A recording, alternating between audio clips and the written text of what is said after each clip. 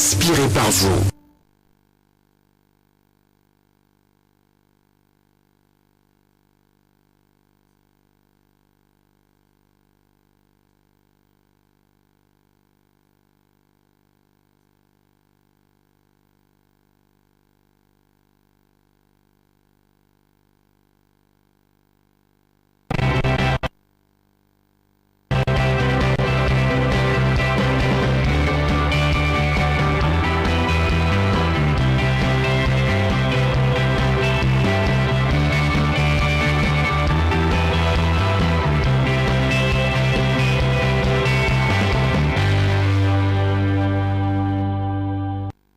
Madame, bonsoir. Monsieur, bonsoir. Merci de votre fidélité. Bienvenue à Tout au clair de ce mardi 16 février 2021.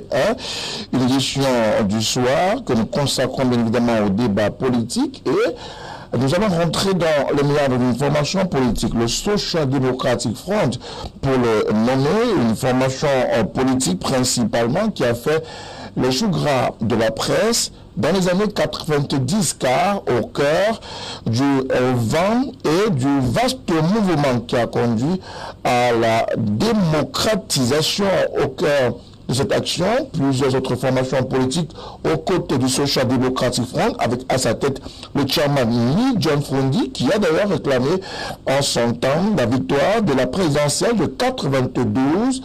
Faut-il le rappeler, cette victoire a tout de même été reconnue à Paul Biya, le candidat du Rassemblement démocratique du peuple camerounais, plus de 25 ans après, voire près de 30 ans. Que vaut véritablement le Social Democratic Front sur la scène politique camerounaise? Davantage au moment où le président national de cette formation politique de l'opposition, le SDF, comme on l'appelle, Lee John Frondi, annonce sa retraite politique. Une annonce qui semble être passée comme une lettre à la poste, sans tambour ni trompette. Elle ne semble même pas avoir ému la communauté politique camerounaise. Pourquoi? Comment? On en parle ce soir dans le cadre de Tout au clair sur la télévision du monde avec des invités triés sur le volet. Et avec ces différents acteurs, nous ferons le tour de la question autour de cette formation politique qu'on a appelée également en son temps Sofadon Finish ou encore Power to the People. Voilà donc, mesdames et messieurs, ce qui va constituer l'épine dorsale de cette émission de ce soir. Mais davantage, nous serons accompagnés de quelques acteurs politiques triés donc sur le volet. Je le rappelle, l'émission se veut être interactive. 696 14 03 12 6 96 14 03 12, c'est l'un des codes d'accès à ce programme. Voilà, écrivez-nous directement à partir de notre page Facebook LTM TV officielle et nous ferons l'émission, le débat avec vous dans le cadre de ce talk show du soir sur la télévision du monde. Mesdames, messieurs, une transition et on se retrouve juste après pour la présentation de nos invités.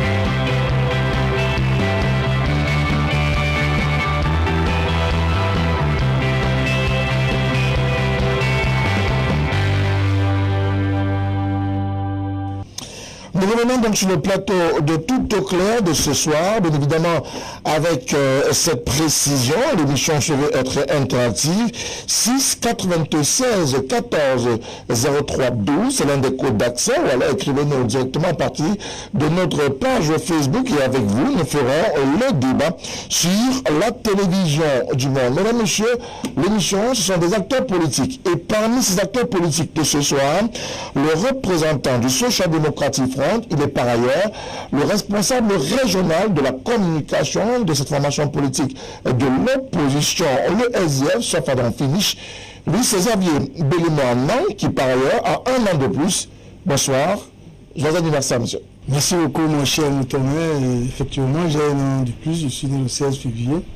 Et voilà, je suis fier de fêter et curieusement, avec ma grande sœur et nous sommes nés pratiquement le même jour.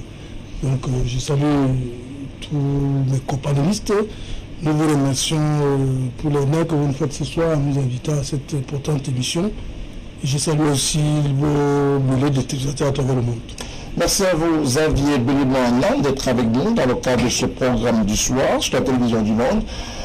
Notre acteur politique est avec nous ce soir. Il nous vient du Mouvement africain pour la nouvelle indépendance et la démocratie, un parti qui a cheminé avec le Social Democratic Front dans ces années de braise, mais également dans ces années qui ont conduit à l'amélioration du cadre politique au Cameroun.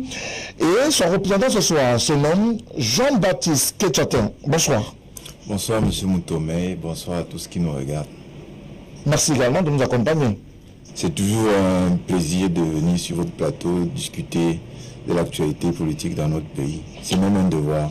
Merci à vous d'être avec nous dans le cadre de cette émission de ce soir. D'autres acteurs politiques vont nous accompagner dans le cadre de cette émission. Un qui a véritablement roulé sa bosse dans le milieu politique camerounais. Il a été avec le principal responsable du Social Democratic Front dans plusieurs batailles de terrain. On a eu la chance de discuter avec lui en off de ce qu'il a apporté également comme contribution dans cette scène politique. Il a fait ses preuves dans l'UDC. Aujourd'hui, il est dans les méandres de l'AFP. Lui, c'est le président Cyril Sambaka. Bonsoir Cyril Sambaka. Bonsoir Moutomé, bonsoir aux panélistes, bonsoir à tous les téléspectateurs. C'est vrai que le débat me manque de temps en temps. On sait que votre santé n'est pas très forte ces jours-ci, mais également nous vous souhaitons prompt rétablissement. Donc, merci de nous faire l'honneur d'être là ce soir. On a dû un peu bousculer cette santé pour vous permettre d'être là ce soir. Oui, je pense que c'est une santé pour un problème mineur, mais qui met mal à l'aise, et je pense que je suis en train de régler tout cela, et j'espère que je vais revenir bientôt. Nous vous souhaitons de revenir très bientôt. Ça nous fait toujours plaisir de savoir sur le débat. Nous comptons sur votre expérience politique pour également enrichir le débat sur les plateaux de télévision, notamment sur la télévision du monde, votre télé, sans toutefois faire des allées autour de vous. C'est Sambaka. Alors, autre invité avec nous ce soir, il nous vient du Rassemblement démocratique du peuple camerounais. C'est une formation politique qui est pratiquement à l'opposé du Social Democratic Front, c'est le parti au pouvoir pratiquement, et davantage un parti qui n'a pas toujours donné la possibilité au Social Democratic Front de pouvoir se déployer comme il le souhaite ou comme il le veut. Et le représentant du RDP ce soir se nomme Dr Patrick Riffoué. Bonsoir. Bonsoir Frédéric, bonsoir à mes companélistes, un prompt rétablissement à Sambaka et un bonsoir particulier à mes amis académiciens qui se reconnaîtront. Merci à vous d'être avec nous ce soir. À chacun d'entre vous, je vous prendrai à peu près 2-3 minutes pour revenir sur des sujets plus ou moins importants qui ont meublé notre quotidien. Alors, je prendrai avec vous davantage la querelle dans le nord-ouest, le sud-ouest, précisément le nord-ouest précisément. On a enregistré une nouvelle grève dans un centre DDR après Boya. Bamenda avait annoncé que tout allait faire bien. Seulement, ce lundi, ces jeunes ont également grévé, protestant que pratiquement c'est la même rengaine que celle de Boya. Comment comprendre cette situation? Bon, écoutez, quand vous avez ce type de situation, je pense que le Premier ministre avait rapidement pris la situation en main lorsque il y a eu un mouvement d'humeur. Il ne faut pas appeler ça grève, ce ne sont pas des travailleurs. Ils n'ont pas un emploi rémunéré dans les centres de DDS. Ils sont en réinsertion. Oui, ils sont en réinsertion, donc ils n'ont pas de salaire. Vous faites grève lorsque vous avez une relation employeur-employé, et effectivement, dans le cadre de cette relation, vous avez des revendications. Dans ce cas, il s'agit d'un mouvement d'humain, ce n'est pas une grève. Mais pourquoi mouvement d'humain? On est mouvement d'humain dans un centre de DR où on a en pleine rééducation, réinsertion des jeunes qui hier étaient des ex-combattants. Bon, écoutez, je pense que déjà les revendications qui avaient été mises par leurs collègues de Boya pourraient être des revendications partagées, ça ce n'est qu'une hypothèse. La deuxième chose, c'est que la manière dont les choses se sont réglées à Boya, ça peut créer ce qu'on appelle souvent un appel d'offres, c'est-à-dire qu'il y a là une fenêtre d'opportunité que des acteurs tentent de saisir, parce qu'ils se sont peut-être dit qu'en faisant ce mouvement, le Premier ministre enverrait encore sa conseillère spéciale Et comme elle n'était pas venue la dernière fois les mains vides, mais elle était venue les bras chargés, ils se sont dit que c'est peut-être un moyen, ce n'est qu'une hypothèse que j'évoque comme ça, c'est peut-être un moyen de déplacer la conseillère et donc d'attirer l'attention du gouvernement. Mais toujours est-il, je pense que le plus important, c'est de voir les résultats qui sont produits dans le cadre du CNDDR aujourd'hui. On a un peu plus de 1000 personnes qui sont en train de passer ou qui sont déjà passées dans ce processus-là. Les résultats sont donc assez probants pour un dispositif qui a moins de 2 ans. Je pense que il faut effectivement régler rapidement ce type de situations qui sont des situations malheureuses. Les centres sont en train d'être construits. Nous souhaitons simplement que la construction de ces centres se termine rapidement. Alors, il faut que les centres soient rapidement, véritablement opérationnels. Siri Sambaka, on reste dans le nord-ouest, le sud-ouest, où on a enregistré un regain de tension ces derniers jours, notamment ces chefs qui ont été assassinés lâchement dans le Libye-Alem, une situation davantage critique au moment où on parle de plus en plus de réconciliation et de culture de la paix. Oui, je dois dire que la préoccupation que nous avons pour le sud-ouest et le nord-ouest ne date pas d'aujourd'hui. Elle date depuis les années 91. Mais je pense que la marmite, comme disait quelqu'un à l'époque, la marmite a boué et finalement le couvercle a sauté. Maintenant, il faut remettre les choses en place. Vous voyez, c'est beaucoup plus du désordre que quelque chose de construit. C'est beaucoup plus d'animosité. On assassine, on tue des gens. Moi, j'avais pensé à un moment que nous étions déjà en Sierra Leone ou bien au Libéria, parce que c'est là-bas où on a vu ce genre de choses, mais c'est arrivé au Cameroun. Donc on doit pouvoir le regretter, mais surtout de dire que ce qui est important, c'est qu'on a un gouvernement qui a la chance, n'est-ce pas, que des gens quittent la brousse pour se réinsérer. Il ne faut pas qu'il y ait un autre problème qui vienne s'ajouter, parce que c'est un contrat synalagmatique qui a eu entre le gouvernement et ces enfants qui étaient en brousse. Ils sont sortis de brousse parce qu'ils s'attendaient à quelque chose. Si cette chose n'a pas été respectée, c'est très embêtant, d'autant plus que les enfants commencent à s'énerver. Donc ça ne peut pas encourager que la chose continue et qu'on retrouve facilement la paix. Donc les engagements pris par un gouvernement doivent être respectés à la lettre. Moi, je pense que dans un cas comme celui-là, c'était une fenêtre d'opportunité pour que la guerre, par ce biais, puisse s'arrêter. D'accord. Alors, on va prendre avec les deux autres panélistes une autre problématique, notamment faire un rapport avec le sport.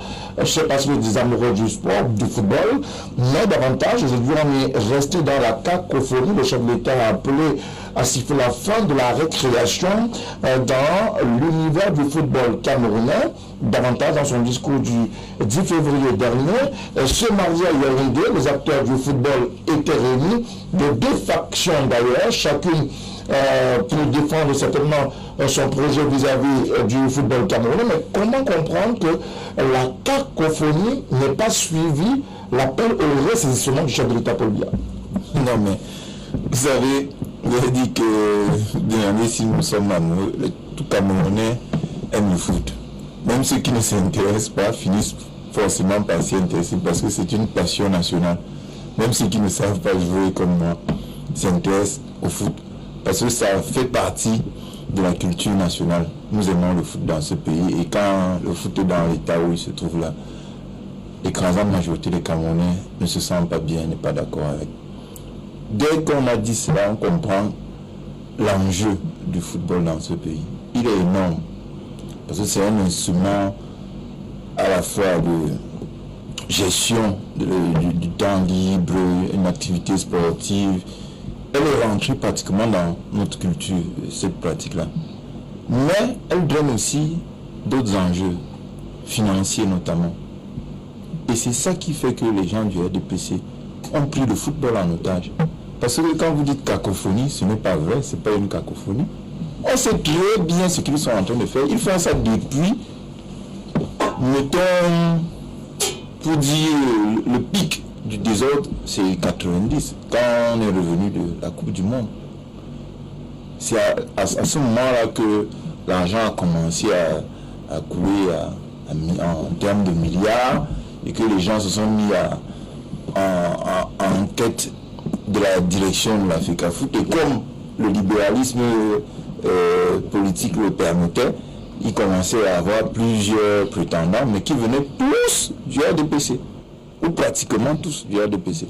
Donc ce n'est pas vraiment une cacophonie, c'est un désordre organisé pour capter les ressources du football, pour gérer le football comme on gère le pays, c'est-à-dire dans l'intérêt d'une infime minorité et contre les intérêts de l'écrasante majorité que sont les femmes de foot, les Camerounais, et les joueurs qui sont les ouvriers du football, qui produisent toute la masse d'argent que le RDPC détourne avec ses clubs, je sais pas, ils sont combien de clans là maintenant, Mbida, Mbombonjo, Yachouad, je sais pas qui nous. D'accord. C'est les mêmes gens. David Bellamy, sur cette même question du football camerounais, peut-on sortir de ce désordre-là, même si M. Jean-Baptiste Kechato estime que c'est orchestré, organisé par le RDPC, pour véritablement avoir un football qui se joue dans les stades?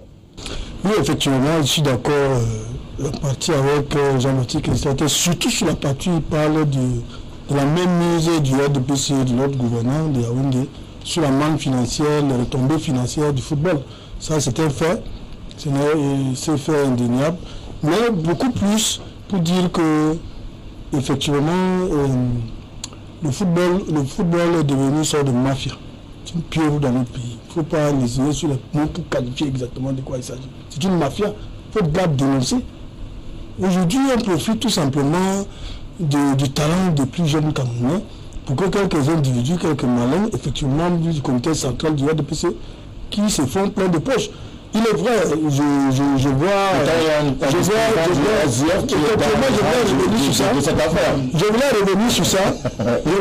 effectivement sur cette question. Il n'est pas le premier à être à niveau de la FECAFOOT. Il y avait un ancien député un arbitre, Akaman, qui était la FECAFOOT. Mais vous voyez, le bulletin avait allé pour apporter un nouveau souffle différent, mais malheureusement, il ne pouvait pas le faire tout seul. Il est noyé dans une mafia qui ne dit pas son nom. Y a-t-il une poudre secrète pour exorciser le mal dans le football camerounais? Non, bien sûr, aucune situation ne peut être incurable. On peut trouver, il y a des solutions qui existent, c'est parce qu'il y a un manque de la volonté politique. Ce qu'il faut faire, il faut avoir le courage politique nécessaire, arrêter la participation du Cameroun dans les différentes compétitions. Oui, remettre le tableau, réorganiser complètement le football sur le plan interne et repartir à zéro.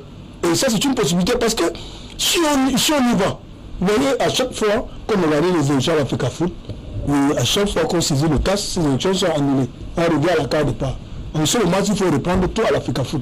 Et comme il y a une volonté politique et ça ne marche pas bien, on va toujours aboutir au même résultat. Ce qu'il faut faire, c'est de mettre fin à cette mafia.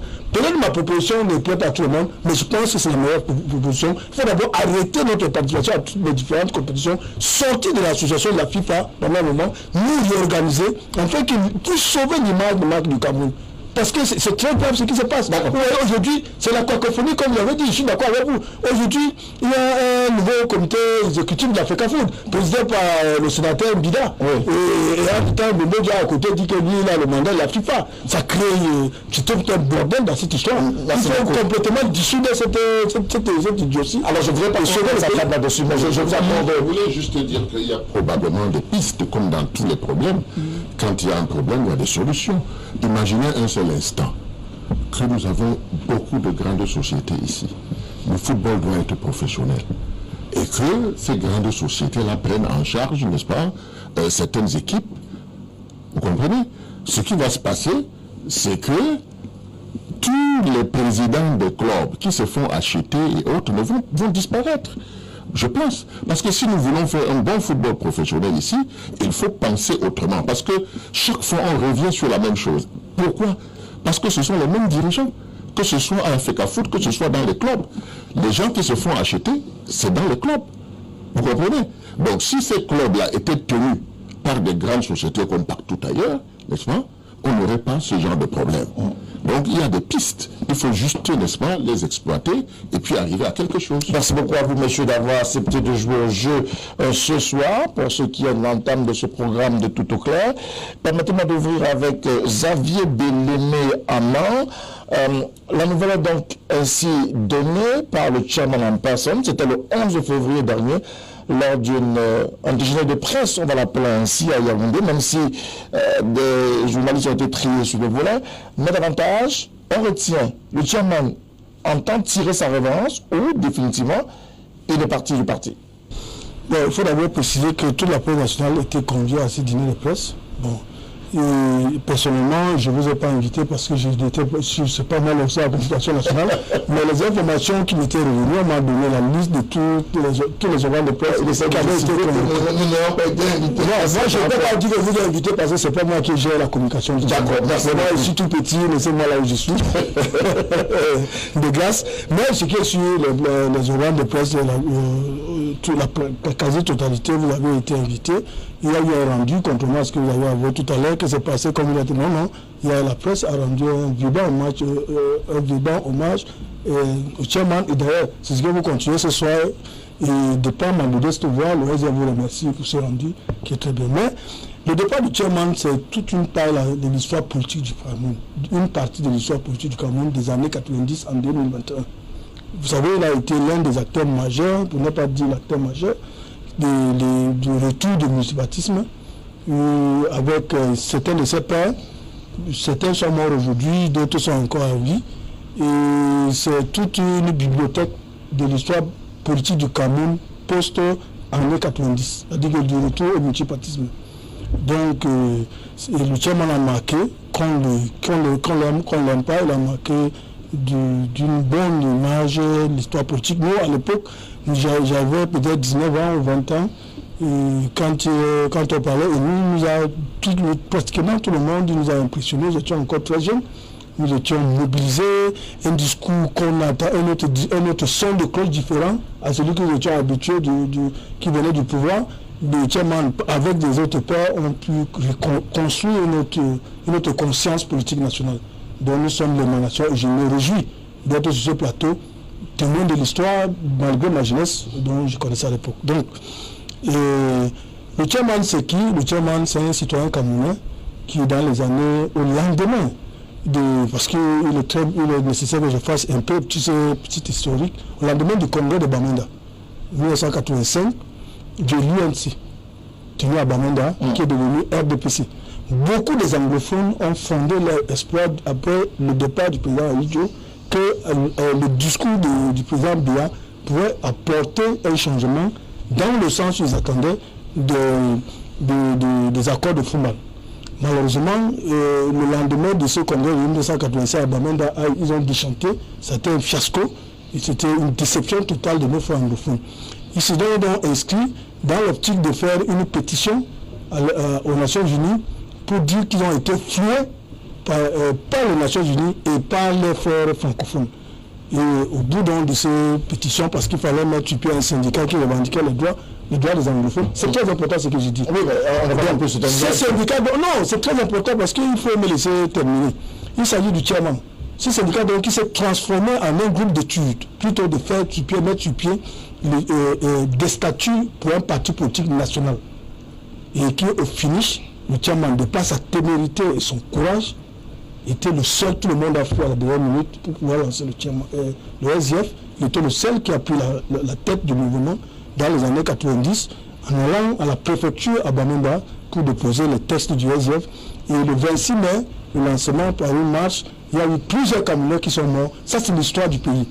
Ils sont morts parce qu'ils ont voulu simplement exprimer leurs droits d'expression et d'association. On les a réprimés avec une telle barbarie qu'il y a eu plusieurs jeunes qui sont morts. Et à l'époque, vos confrères à Sia TV, ils avaient fait Zachary et Antoine Maringono, ils avaient, pour les citer, ils avaient déclaré à la Sia TV qu'il y a eu quelques jeunes Camerounais qui ont été piétinés par balle. C'est une phrase qui est restée célèbre. Et je le dis avec autorité, malgré les remous à côté, je le dis, et c'était ça qu'ils ont été piétinés par balle. Malheureusement, aujourd'hui, plusieurs 30 ans ou 31 ans bientôt, Oui, il y a eu 0 mort. Voilà, après l'autre a dit 0 mort. Donc, le chairman, de par sa témérité et son courage et son flegme qu'il a gardé jusqu'aujourd'hui, donne aujourd'hui notre leçon, une très belle leçon de l'humilité et de la citoyenneté républicaine. Il dit que non, j'ai fait 30 ans, j'ai atteint 80 ans aujourd'hui. Je ne peux plus mener les mêmes batailles des années 90, je me retire. Je laisse la chance aux plus jeunes de continuer parce que la République n'est pas une propriété d'un individu. Nous faisons, chacun de nous fait une part de ce qu'il peut faire et que les autres qui le succèdent continueront l'œuvre. L'œuvre est éternelle, elle est perpétuelle. Donc, je crois, c'est une leçon qu'il administre au leader de M. Rifoué, le docteur Rifoué, qu'il tient compte parce que comme il a toujours monté le cap, d'ailleurs, en 1992, il avait battu le président Biya. Le président Biya il avait battu copieusement. Le président Biya, dans les vrais résultats que nous avons, il était 3e. John Food était 1er et Belomba était 2e. Et aujourd'hui, dans la tricherie d'habitude, parce qu'à l'époque, c'est le sous-préfet, je le dis, et je suis sûr que le docteur Rifoué, qui va me contredire tout à l'heure, à l'époque, faisait le corps primaire. Il n'était même pas encore, je pense qu'il était déjà au cours dans un collège, il était encore à l'école primaire. Donc, pour finir rapidement, il dit que le chairman avait gagné le président Biya, il avait battu, mais malheureusement, c'est le président Biya à la fin qui a été déclaré. D'ailleurs, l'arrêt du président de la Cour suprême, Tchipandamoel, était clair là-dessus. Il a énuméré toutes les irrégularités, falsifications de PV. Malheureusement, on pensait à l'époque qu'il va chuter et dire que vu ce qui précède, nous battons le chairman annulé. D'accord. Il a la loi l'autorise de l'annonce, elle ne peut pas le 12 février, choisi peut-être à dessein par le chairman John Frondi, jour de célébration de la fête nationale de la jeunesse. Mais au-delà de cette annonce, qu'est-ce que vous retenez de cette sortie du chairman John Frondi? Écoutez, la première chose qu'il faut indiquer, c'est que si le chairman pensait qu'il avait encore un avenir politique, il aurait été candidat à l'élection présidentielle d'octobre 2018. Or, il n'a pas été candidat. En 2018. En 2018. C'était une indication claire qu'il se retirait du jeu politique national, même s'il pouvait continuer à jouer un rôle. Ce qui est le cas puisqu'il restait le président du SDF. Maintenant, donc, cette annonce qui a été faite le 11 février, c'est simplement la confirmation de l'option qui a été choisie dès 2018 lorsqu'il a choisi de ne pas se présenter et de céder la place de candidat pour sa formation politique à un autre candidat. Il y a un débat dans lequel je ne veux pas rentrer parce qu'on n'est pas ici pour refaire l'histoire, mais je veux quand même corriger 2 ou 3 choses. Bon, la présidentielle 1992, le président Biya l'a remporté. Ce sont les résultats, les seuls résultats qui font foi, ce sont les résultats qui sont publiés par l'organe en charge, et à cette époque, c'était la Cour suprême, siégeant à lieu et place du Conseil constitutionnel. Et la validité des résultats ne signifie pas, le fait que les résultats soient valables ne signifie absolument pas qu'il n'y a pas d'irrégularité. La question qu'on se pose souvent dans de pareilles circonstances est celle de savoir si les irrégularités qu'on a observées sont susceptibles d'altérer la sincérité du résultat. Et je pense que si la Cour suprême a validé ces résultats, ça signifie effectivement que les irrégularités qu'il y a n'était pas... Oui, je voulais quand même faire cette correction parce qu'il ne faut pas laisser passer ce genre de choses. Maintenant, est-ce qu'il y a un héritage? Est-ce qu'il y a un héritage du chairman? Le chairman, ça a été une figure politique majeure dans notre espace. Ça, personne ne peut le nier, et même nous, au SDF, on reconnaît. Nous, RDPC, autant pour moi, même nous, RDPC, nous reconnaissons effectivement que ça a été un adversaire valeureux qui a su être républicain, il faut le rappeler, quand il le fallait. Donc, je ne veux pas rentrer dans le petit jeu malsain dans lequel Xavier veut m'entraîner. Il faut rendre hommage à cette figure qui s'est battue pour ses idées avec conviction, mais dans le cadre de la République. Et effectivement, ça doit parler à tout le monde. Parce qu'au-delà du jeu partisan, il y a quelque chose qui nous unit, et ce quelque chose-là, c'est la République. Et à chaque fois que la République a eu besoin du chairman, il ne s'est pas défaussé.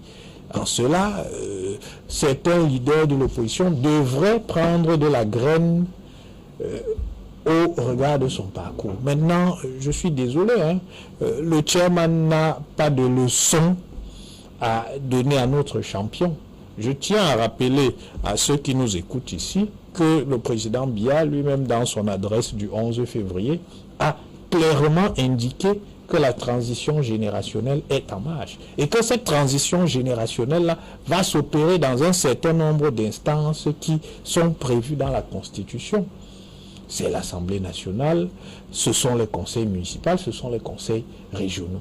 Donc, effectivement, chez nous, la transition générationnelle est en marche et elle va se faire sereinement. Nous n'avons pas attendu, le président de la République n'a pas attendu que le chairman ne se présente pas en 2018 ou qu'il annonce officiellement son retrait pour indiquer que la transition générationnelle était en marche au Cameroun. Merci à vous, Patrick Rifo, pour ces précisions.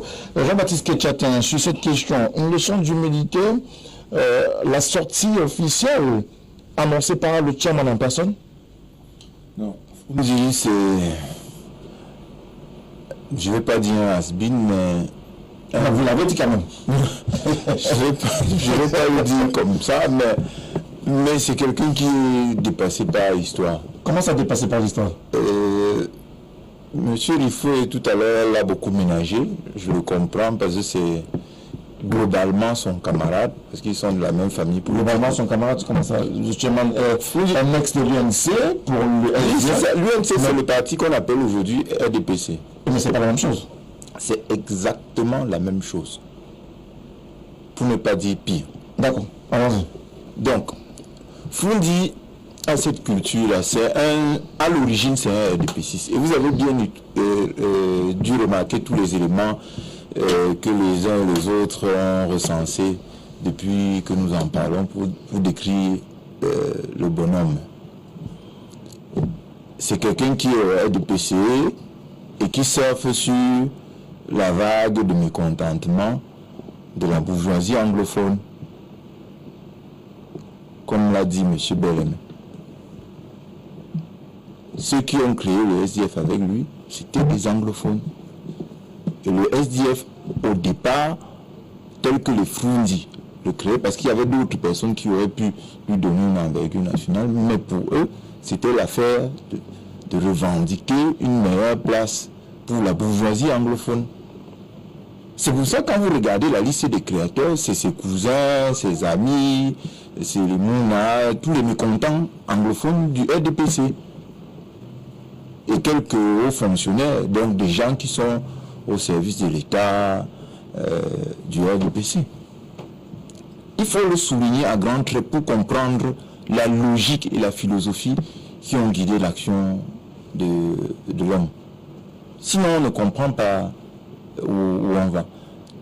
Parce que quand M. Belém, quand on voit la manière dont il défend son camarade Foundi, avec des arguments qui ne respectent pas la vérité des faits, on juge encore à nouveau la culture qui est celle des gens du SDF.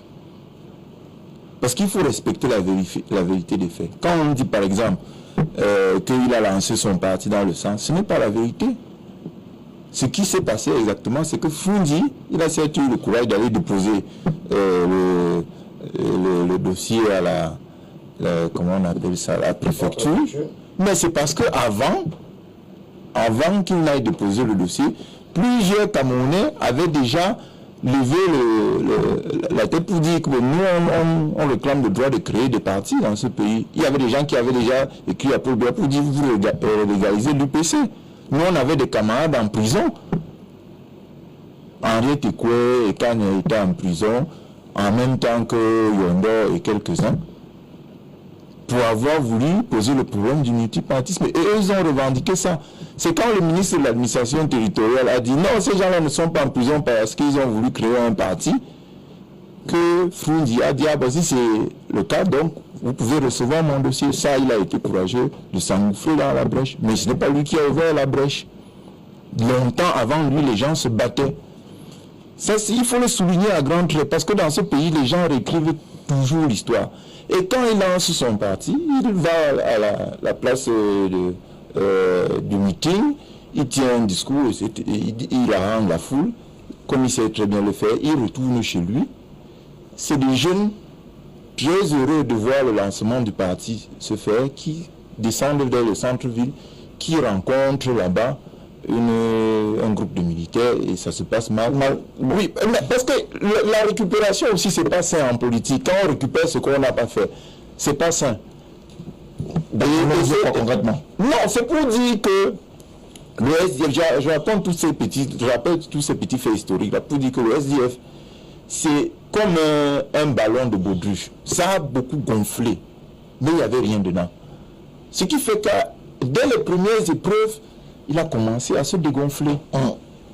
Et quand je dis qu'il n'y avait rien dedans, c'est parce que leur culture fondamentale, c'est la culture des RDPC. C'est des gens qui surfent sur les événements, qui profitent, qui vont à gauche, qui vont à droite, et qui ne se préoccupent pas du changement fondamental dont le pays a besoin. Parce que si on veut, peut-être qu'on va revenir au fond, si on veut prendre l'événement le plus récent, Froundi sort, quitte la tête du SDF dans un moment extrêmement grave pour le pays et pour son parti.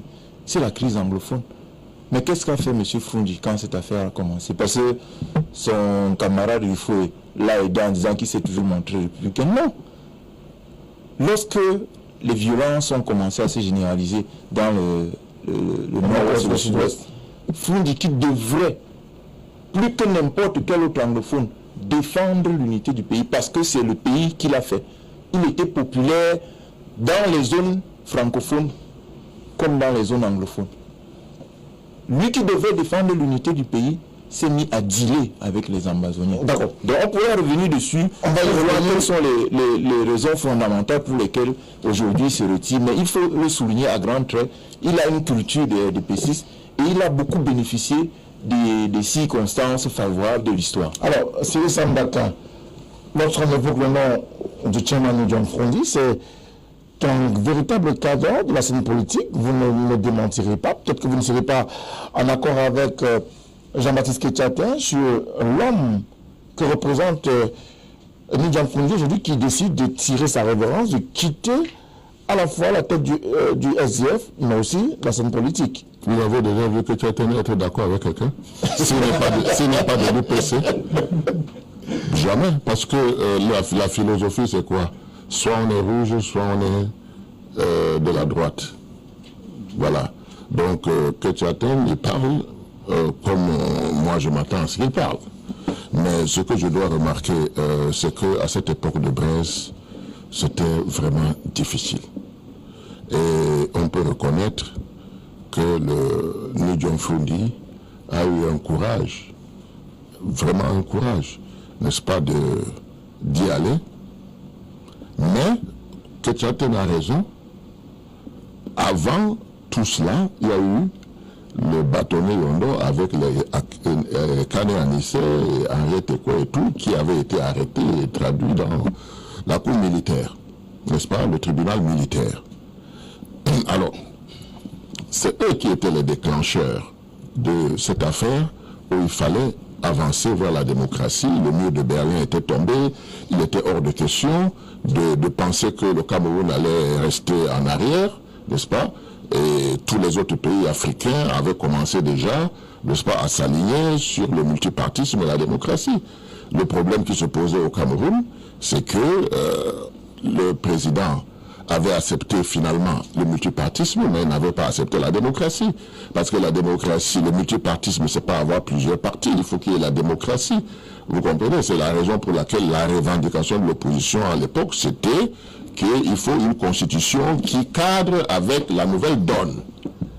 On ne pouvait pas faire de multipartisme avec cette constitution qu'on avait à cette époque. L'année, je me rappelle, 2014, non, pas 2014, avant, 2008 peut-être, ou même 2004, quand on revendiquait, n'est-ce pas, les fichiers informatisés. Vous vous rendez compte que ce sont ces revendications-là qui ont abouti à ce qu'on a aujourd'hui.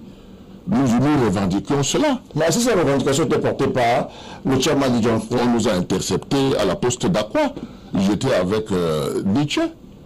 C'est Nietzsche qui m'a sauvé ce jour-là, je serais mort.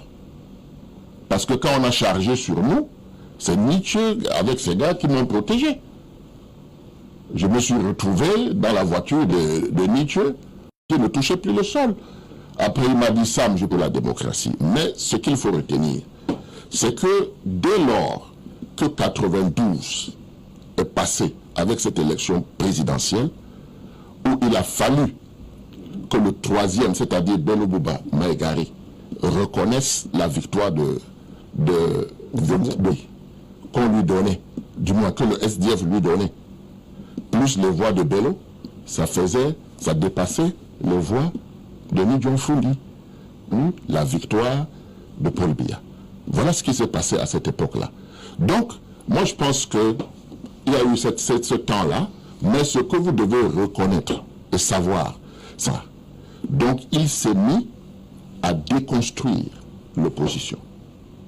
C'est-à-dire à entrer même dans le SDF, vu que le non-respect des résolutions de la tripartite, à savoir faire une tripartite 2, a fait en sorte qu'à cette époque-là, le SDF et l'UDC ne sont pas partis aux élections. Donc, à l'Assemblée nationale, il y a eu l'UNDP, l'UPC, le MDR. Donc, ce qui s'est passé, tout le monde le sait, l'opposition, si on appelle l'opposition, était majoritaire. l'UPC n'est pas un enfant de cœur. C'est pas le DPC se confère. C'est davantage la question de savoir. Non, mais je suis en train de vous dire. Quel est le rôle qu'aura joué le chairman Lee Jong-fong à cette époque où on a revendiqué à Conakry le retour au multipartisme, le retour à la démocratie. Lee Jong-fong, comme Adamou Damdjaya, comme Eboa Samuel, comme l'UPC, bon, je ne donne pas un nom à l'UPC parce que l'UPC reste pluriel. Donc, tous ces gens ont travaillé, n'est-ce pas, pour le retour de la démocratie. Je peux même vous dire que l'Union pour le changement n'était pas le SDF seul. Il y avait plusieurs partis et je peux vous dire avec beaucoup de stratèges, parce que si je dévoile aujourd'hui ce que par exemple le Manidem a fait pour cela, peut-être que Ketchanten ne sera pas content. Donc je préfère m'abstenir. Je préfère m'abstenir. Donc, en réalité, Lee Jong-fong a déclenché un mouvement. Il a déclenché le fait de la revendication de la liberté, la revendication de la démocratie. Il n'était pas seul. Les autres l'ont fait. L'avantage de Lee Jong-fong, c'est que son courage avait permis de faire parler du Cameroun partout. Alors, il y a eu beaucoup d'adhésions à ce moment-là. Alors, il y a eu beaucoup d'adhésions à ce moment, donc on doit mettre un capital histoire sur le nom Lee Jong-fong, mais au-delà de cela, y a-t-il véritablement un héritage? Aujourd'hui, on a un social-démocratique front, permettez-moi l'expression, qui est plus que jamais mal dans l'échiquier politique, plusieurs élus au niveau de l'Assemblée nationale, des centaines d'élus au niveau communal. Aujourd'hui, on n'a pratiquement que 5 élus au niveau de l'Assemblée nationale, très peu d'élus, on n'a pas dit des centaines non plus, au niveau communal. Que s'est-il passé? Est-ce que finalement, Jong-fong a joué le rôle du patron de parti politique, peut-être même du stratège dans cette formation politique de l'opposition? Oui, et effectivement, mais avec votre permission, j'aimerais préciser une chose. Et non pas pour polémiquer avec Jean-Baptiste Ketchanten, mais c'est très important de le préciser. Ni le SDF, ni un militant du SDF ou le chairman, personne n'a revendiqué l'exclusivité de lutte pour arriver au multipartisme, au retour du multipartisme dans les années 90. Parce qu'il faut bien préciser que le multipartisme au Cameroun a existé jusqu'en 1966 et pas de loi d'exception, ça a été interdit par et puis jusqu'en 90 que ce soit le retour. Et puis les deux, préciser que effectivement, dans ce que Ketchanten a dit, il y a une part de vérité. C'est qu'il y a eu d'autres acteurs avant, notamment ceux dont le président Cyril Sambaka citait. Mais le chairman a été celui qui a mené le débat avec beaucoup plus d'éclat. Et pour arriver au multipartisme. Mais tout le monde a contribué. Et d'ailleurs, je suis très surpris que Ketchanten prenne le chairman en noir, puisque le chairman a été le candidat du Manidem à l'élection présidentielle en 1992, si ça veut dire qu'il fait insulte à son propre parti, à ses camarades, d'avoir fait du chairman et battre campagne pour lui et lui faire gagner les élections, même si les résultats officiels ne lui donnent pas, ne lui ont pas donné, ne lui ont pas été reconnus par la Chambre, la Cour suprême. Et d'ailleurs, pour dire à monsieur, au docteur Ifoué, que c'est le président de la Cour suprême qui énumère les irrégularités. Non, pas de cette élection. Je ne peux pas revenir là-dessus, s'il vous plaît. On est sur le cas du Didier Frondi. Si vous voulez que vous donne, je donne. Nous parlons de l'histoire. Qu'est-ce que véritablement Didier Frondi, aujourd'hui au sein du SDF, peut garder comme héritage dans cette formation politique? C'est un parti, je ne vais pas le dire en lambeau, mais un parti qui tout de même souffre de l'intérieur. Oui, le chairman laisse un lourd héritage. Et il le connaît, il n'a pas été un homme chiche, il a fabriqué des camarades. Il y a des leaders au sein du parti. Il en a fait, tandis qu'il n'a pas été ce leader qui voudrait tuer tout ce qui est tout autour de lui. Aujourd'hui, le chairman s'il décide aujourd'hui de prendre sa retraite parce qu'il est conscient qu'à l'intérieur du parti, il a des militants qui ont le potentiel et la capacité de porter le combat qu'il a mené depuis 30 ans et de continuer et de belles manières. Et donc, ça, c'est d'un. Et de deux, le chairman, quand il annonce effectivement son retrait à la vie publique, politique publique, il a dit une chose. Il a dit qu'il reste à la disposition de l'État. Au cas où il y a un gouvernement de transition, il peut bien y participer. Ça, c'est une exception qu'il a soulevée. Pour rester dans le cas de sa retraite, il laisse le parti dans une situation difficile. Difficile, les raisons peuvent être aussi que le leadership national du parti peut ne plus avoir la fraîcheur physique d'antan. Et qu'il est conscient de ça et qu'il faut un choc, une sorte de choc au niveau du sommet pour que l'énergie soit encore reboostée et laissée à eux plus jeunes. Et parce qu'il est conscient que ces plus jeunes peuvent faire encore mieux que lui, ou alors comme lui, pour pouvoir essayer le parti plus loin. Et puis, c'est quoi? C'est une œuvre humaine. Un parti politique est une idée, est une œuvre humaine. Comme toute œuvre humaine, il y a des moments où on connaît l'ascendance et des moments où on connaît la descendance. C'est tout à fait normal. Mais ici, c'est parce que l'œuvre ne peut pas mourir. Ceux qui pensent que l'œuvre va mourir, ils se trompent parce qu'on ne tue pas une idée. Mais parce que l'œuvre est construite sur la base d'une véritable vision politique. Vision de la République. Qui est basée, qui a pour socle la forme de l'État fédéral. Et qui aujourd'hui reste d'actualité. Et le seul moyen de pouvoir assécher l'idéologie sécessionniste. Quand de part la mesure que Tchaton, qui peut venir, comme tout bon manidem, aboyer sur un plateau comme ça, que le chairman n'a pas pu mettre fin. Le chairman n'est pas une armée. C'est une association, un parti politique est une association privée et civile. Le chairman en a fait une offre au chef de l'État. Le chef de Tchaton ce jour était absent. Quand le chef de l'État, pourtant il le disait, à mon dos, je suis vos confrères de la CETV. À titre de rappel, c'était à l'occasion où l'équipe nationale était sacrée champion d'Afrique au Gabon. Quand le chef de l'État recevait, il a envoyé un carton de visitation au chairman. Le chairman a répondu et il a dit, après l'entretien qu'il a eu avec le chef de l'État, qu'il est venu là pour dire au chef de l'État ce qui est en train de se passer au nord et au sud-ouest, qu'il a la solution de ça entre ses mains, qu'il a réglé ça maintenant avant qu'il ne soit trop tard. Et qu'il a rappelé à son épouse que madame, s'il vous plaît, ne laissez pas votre mari s'endormir, il faut le réveiller parce qu'il a encore temps de régler cette affaire. Donc, que chacun est de ceux qui pensent que pour régler un problème comme celui-là, c'est des Camerounais, les ambassadeurs, ce qu'ils appellent ambassadeurs, sont des citoyens camerounais, qu'il fallait les massacrer tous. Moi, je pense que ce n'est pas une solution. D'ailleurs, depuis 4 ans, bientôt 5 ans, où on a opté pour l'option militaire. Chaque jour, c'est la désolation dans les deux régions. Il y a des tueries partout, militaires comme civils. Vous voyez, donc on n'arrive pas à trouver la paix. D'accord. Donc, il faut trouver, je crois qu'à la fin, le chef d'État va écouter le chairman et expérimenter les propositions du chairman, comme de plusieurs autres acteurs au Cameroun. Alors, donc, nous espérons qu'on va arriver là. D'accord. Alors, docteur Ifoué, sur la question de l'héritage, le chairman Didier Frondi, il a dit qu'il s'en va, mais en même temps, il a dit qu'il reste pour observer cette jeunesse qui va arriver. Est-ce qu'on a envie véritablement de partir ou on a envie de rester, mais en même temps, on ne sait pas exactement ce qu'on doit faire? Écoutez, s'il vous plaît. Si le retrait du chairman, avec tout le respect qu'on lui doit, n'est pas un retrait total, c'est parce que la situation est assez critique au sein du SDF. Et moi, j'ai de la compassion pour ce parti politique, que ce sont nos adversaires, et je les respecte. Bon, vous avez une formation politique, de gauche, idéologiquement. C'est ça le SDF. Ils ont un positionnement à gauche. Aujourd'hui, ils sont en train de frayer avec une formation politique qui est à l'extrême droite de l'échiquier, le MSC. Donc, moi, je ne sais pas, quand on parle d'héritage politique, j'ai entendu M. Bellemé parler d'idées. Comment ça signifie qu'on n'est plus sur le terrain des idées, on est sur autre chose. Or, c'est la situation dans laquelle le SDF se trouve aujourd'hui. Vous savez, il y a une expression qu'ils ont popularisée depuis un certain temps, c'est on va faire entrer l'avion dans le taxi. Et ça, c'est le projet d'un certain nombre, j'entends parler de cadres qui ont été bien formés par le chairman. Je crois qu'il y en a qui ont été déformés.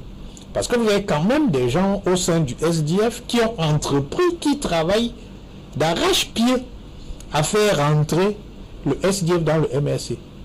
Beaucoup aujourd'hui ne seraient plus au SDF si le MSC avait participé aux élections législatives et municipales.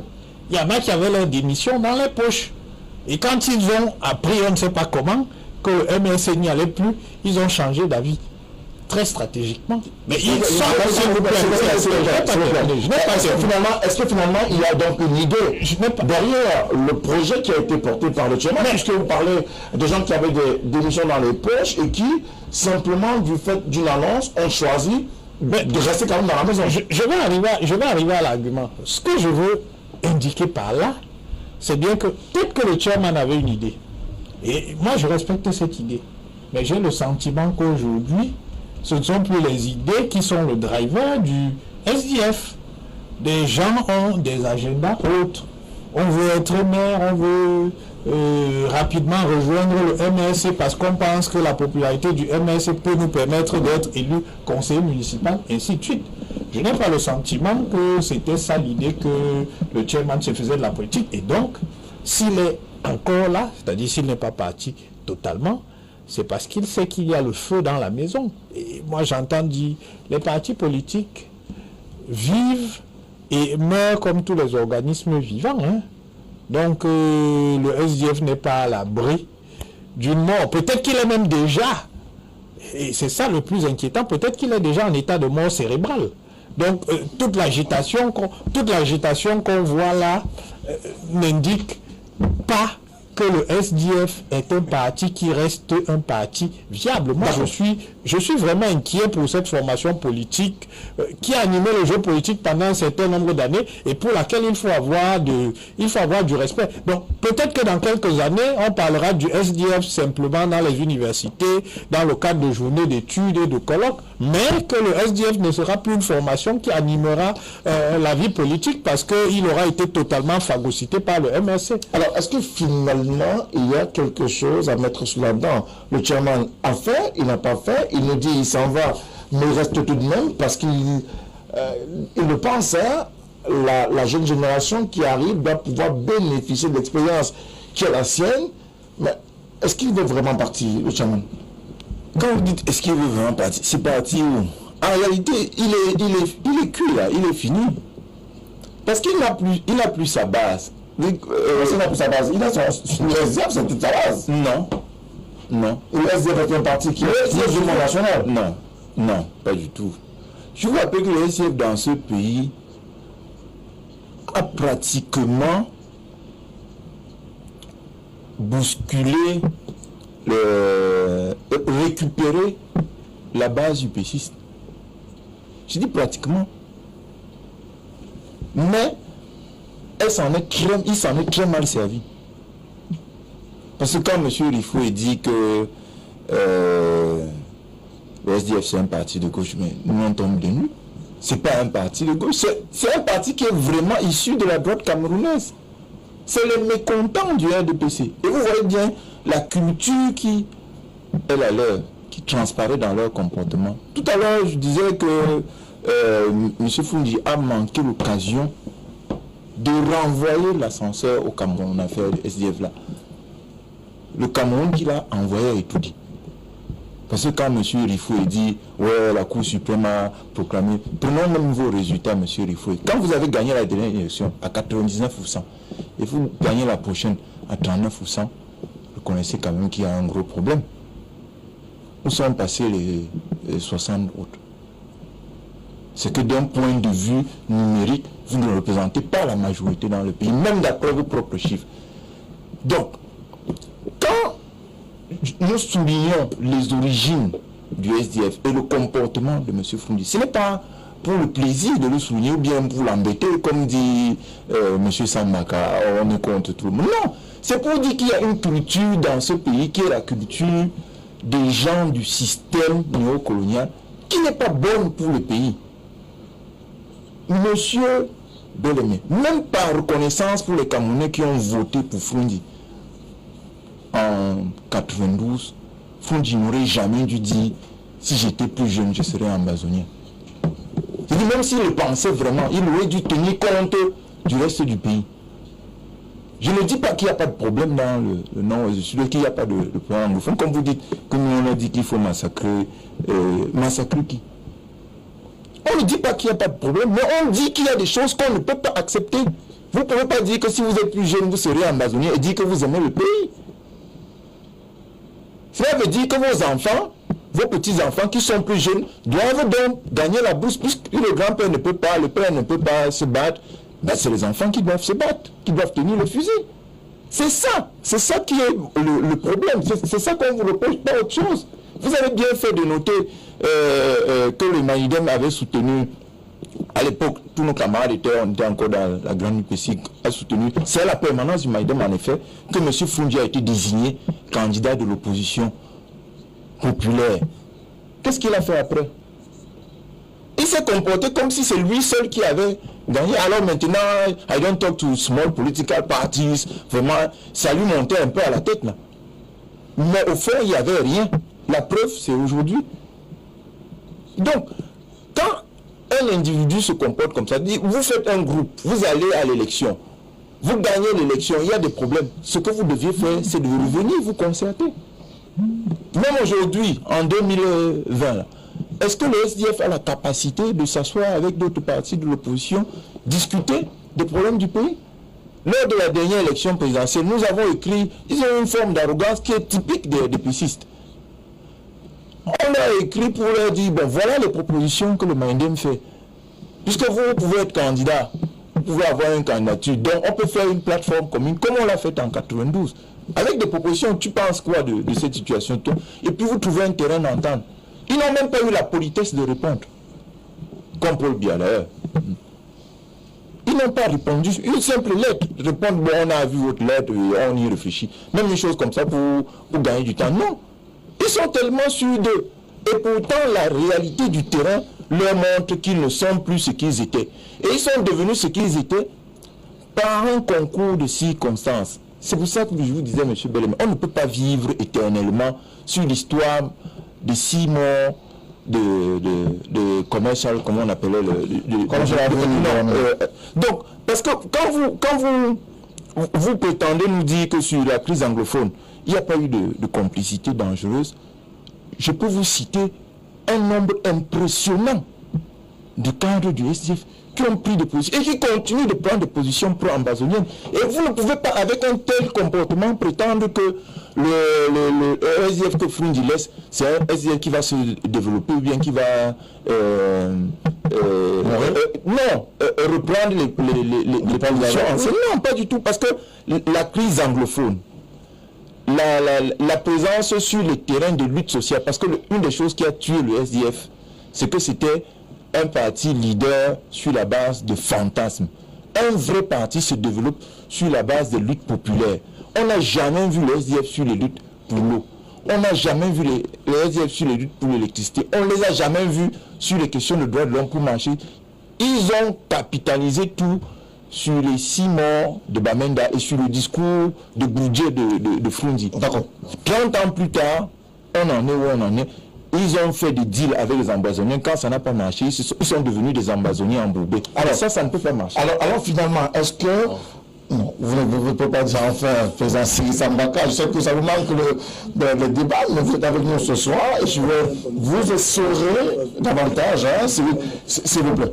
Siri Sambaka, je vous essorer ce soir. Bon, on parle de ce chairman-là, qui aura été ou qui est encore une figure emblématique, puisqu'il entend prendre sa retraite, il n'a pas encore véritablement prise. Certains estiment que sa retraite était déjà consommée depuis 2018.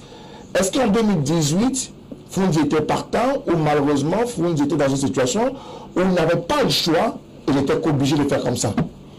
Merci de m'avoir invité ici ce soir parce que je dois vous dire quelque chose. Rifoué, je l'ai toujours trouvé sympathique. Je ne connaissais pas son côté cynique. Je viens de le découvrir. Je viens de le découvrir sur ce plateau. Comment ça? Ben oui, reprenez ce qu'il a dit, vous allez comprendre son côté cynique. Donc ça, je ne sais pas ça de lui. C'est la première fois que je m'en rends compte. Maintenant, au vu, moi je pense qu'au vu de cette discussion que nous avons là autour de nous, ça doit nous apporter des enseignements. Parce que, quoi qu'on dise, l'opposition d'hier était mieux que l'opposition d'aujourd'hui. Parce que l'opposition d'hier, on se parlait. C'est ça qui a amené, n'est-ce pas, en 92, le cher Ban à être là où il était.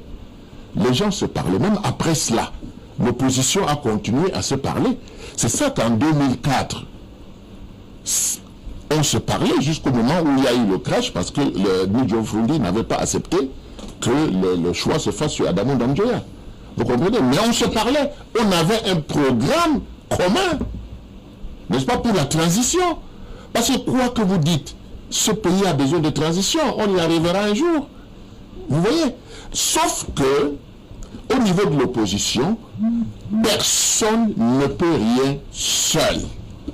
Parce que l'entente de l'opposition doit être basée sur cette transition. Qu'est-ce qu'on fait pour que le Cameroun puisse connaître une alternance demain? Sur cette idéologie, on n'en met pas davantage sur les hommes. Or, nous parlons des hommes. Nous sommes en train de parler des hommes. Malheureusement, les hommes passent, la politique reste, les institutions restent. Donc, à partir de ce moment-là, je pense qu'une émission comme celle-ci, je ne regrette pas d'être venu.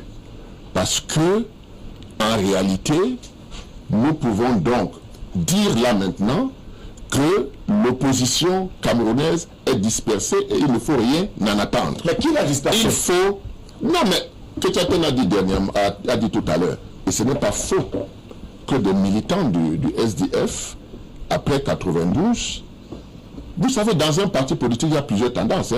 Il y en a ceux qui, de par leur façon de parler, éloignent les gens, ou bien s'éloignent des gens. Et il y a d'autres qui comprennent tout ce que Ketchaten a dit là. Il y a beaucoup de choses qui se sont passées comme ça, mais ce n'était pas tout le SDF. Jusqu'aujourd'hui, le SDF a des tendances, comme tous les partis politiques. Il y a des tendances. L'essentiel, c'est donc de revenir aux fondamentaux. Aucun parti politique ne peut seul renverser le RDPC, l'administration, la police, la gendarmerie, le conseil constitutionnel, entre parenthèses, et le CAM. Et tout cela. C'est difficile. Qu'est-ce que nous constatons? Nous constatons que les gens ont le plaisir à dire les gens sont partis du SDF pour le MRC. Non. Le chantier d'un parti politique, c'est sur les jachères citoyennes. C'est-à-dire, nous ne pouvons pas avoir 3,5 millions de Camerounais qui votent sur 28 millions. Ça veut dire qu'il y a des Camerounais qui ne comprennent rien, qui sont là, qui observent. C'est ça qui est le problème aujourd'hui. Et moi je dis, si je ne suis pas parti de la politique, c'est pour ces gens-là. Parce que ça ne me sert à rien d'aller prendre le militant d'un autre parti pour mettre dans mon parti de l'opposition. Pourtant, je dis de l'opposition de parti.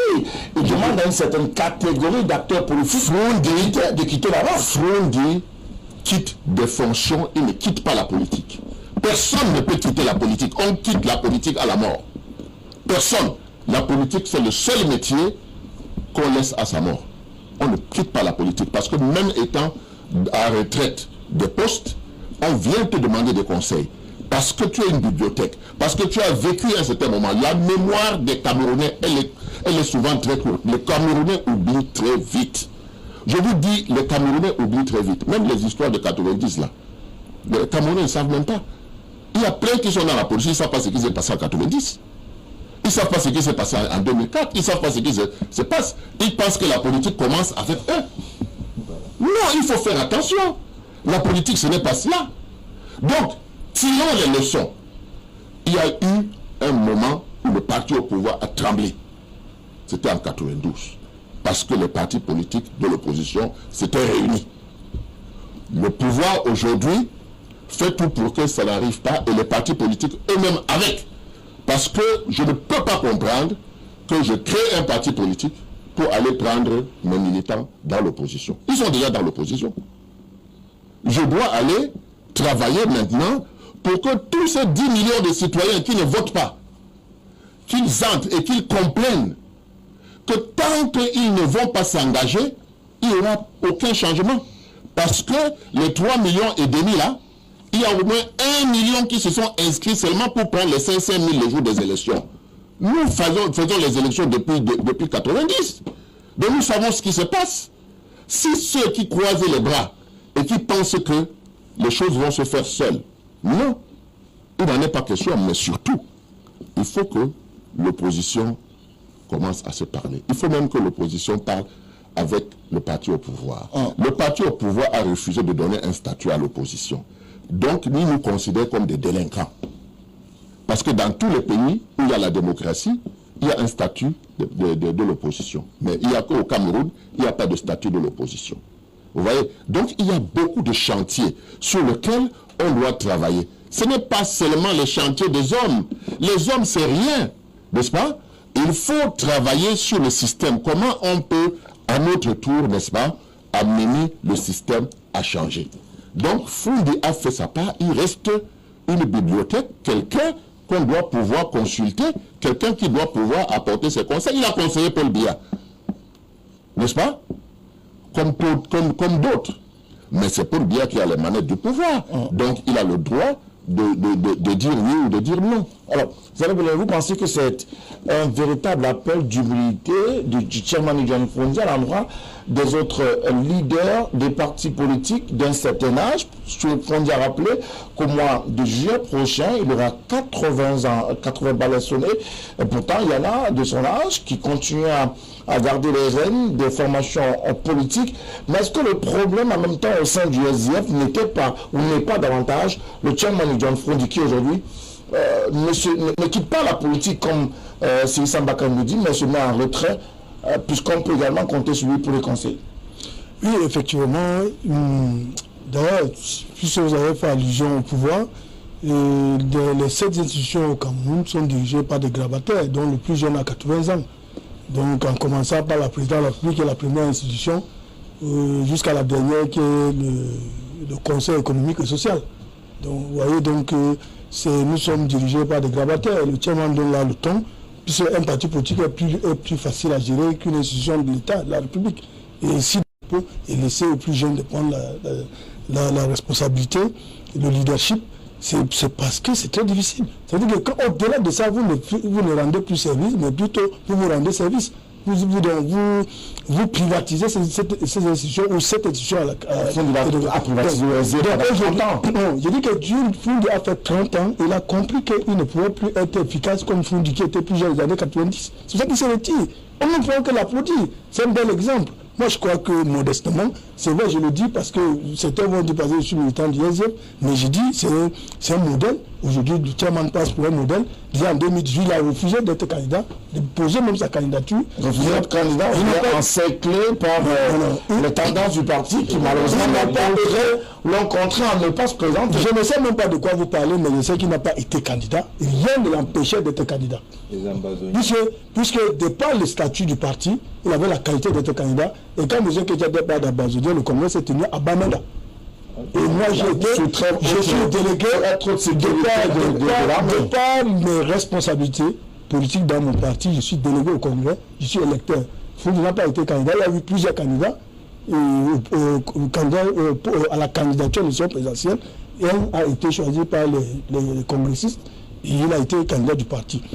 Bon, ensuite, mais je vais dire à monsieur Rifo, au docteur Rifo, que Je ne sais pas si étant dans le... Vous permettez, avant d'arriver au docteur Rifo, vous parlez de cette candidature où Frondi n'était pas candidat à la candidature, mais davantage après le choix du jeune qui, justement, après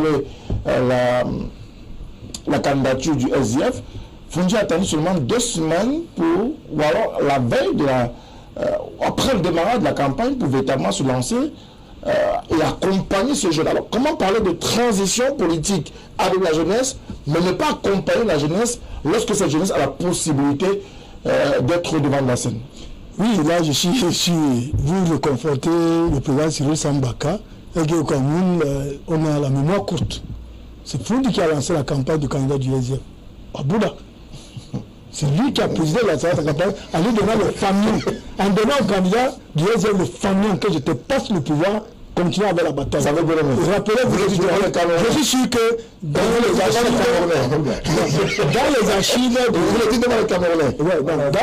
de LTM, parce que LTM était présente. L'intelligence était présente, ça veut dire que vous avez ici dans vos archives, c'est un meeting où vous ne dites pas le famille à Joshua aussi. À Bouddha. C'est à Bouddha. Dans un meeting qui était organisé. Une ville pas du tout représentative. Non, lecteur. Je dis le symbole qui est important. Ce n'est pas le lieu, c'est le symbole.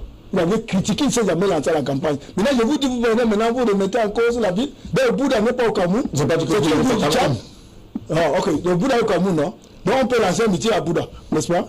Bon, donc, tant mieux. Bon, et j'ai dit donc, tout à l'heure, le docteur Rifo parlait des militants SDF qui marchaient avec une lettre de démission dans l'approche pour entrer MS. C'est incroyable. Voilà un monsieur qui est dans son RDP, lui-même incapable d'être candidat à une élection municipale, il veut venir donner la leçon au SDF. Monsieur Rifo, dans votre parti, vous ne pas être dans une commune de 61 candidats, vous ne pas être 100e candidat. Vous ne tiens pas.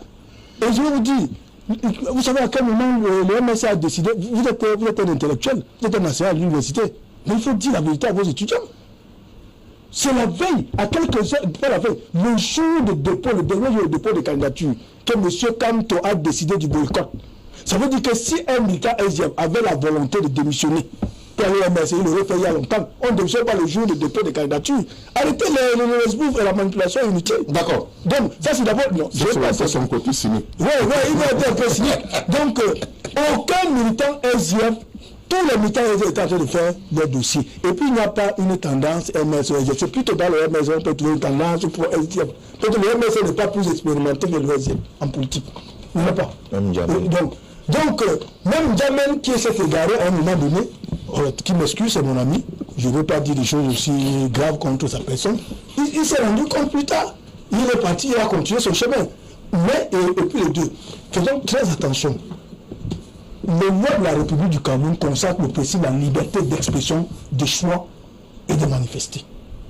Alors si quelqu'un milite au RDPC et qu'à un moment donné choisit d'aller militer au SDF, pourquoi vous voulez faire un procès? Alors que ce n'est pas le cas. Et je reviens pour dire que dans les années 90, comme l'a si bien dit le président Sambaka, effectivement l'opposition a travaillé en bonne synergie.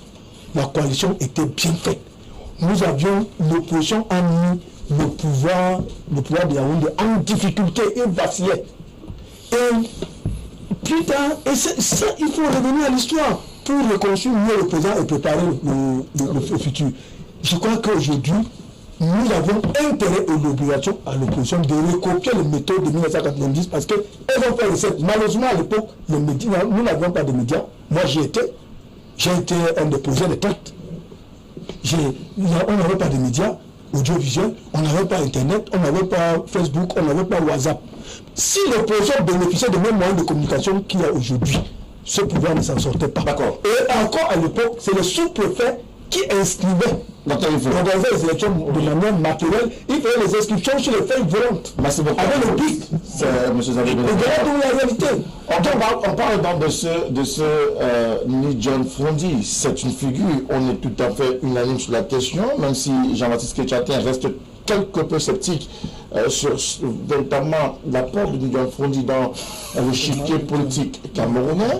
Au-delà de cela, est-ce qu'on peut considérer, s'il vous plaît, est-ce qu'on peut considérer aujourd'hui la retraite politique du chairman John Frondi comme un déclic pour les autres acteurs politiques, notamment dans le Rassemblement démocratique du peuple camerounais, où le président aujourd'hui a 88 ans, qui peut, d'après le statut, être davantage le candidat naturel du parti. S'il y a une élection en vue, Chairman a dit, il n'ira plus aux élections, mais tout de même, s'il y a un poste qui lui est donné sur la transition, il est prêt à l'assumer.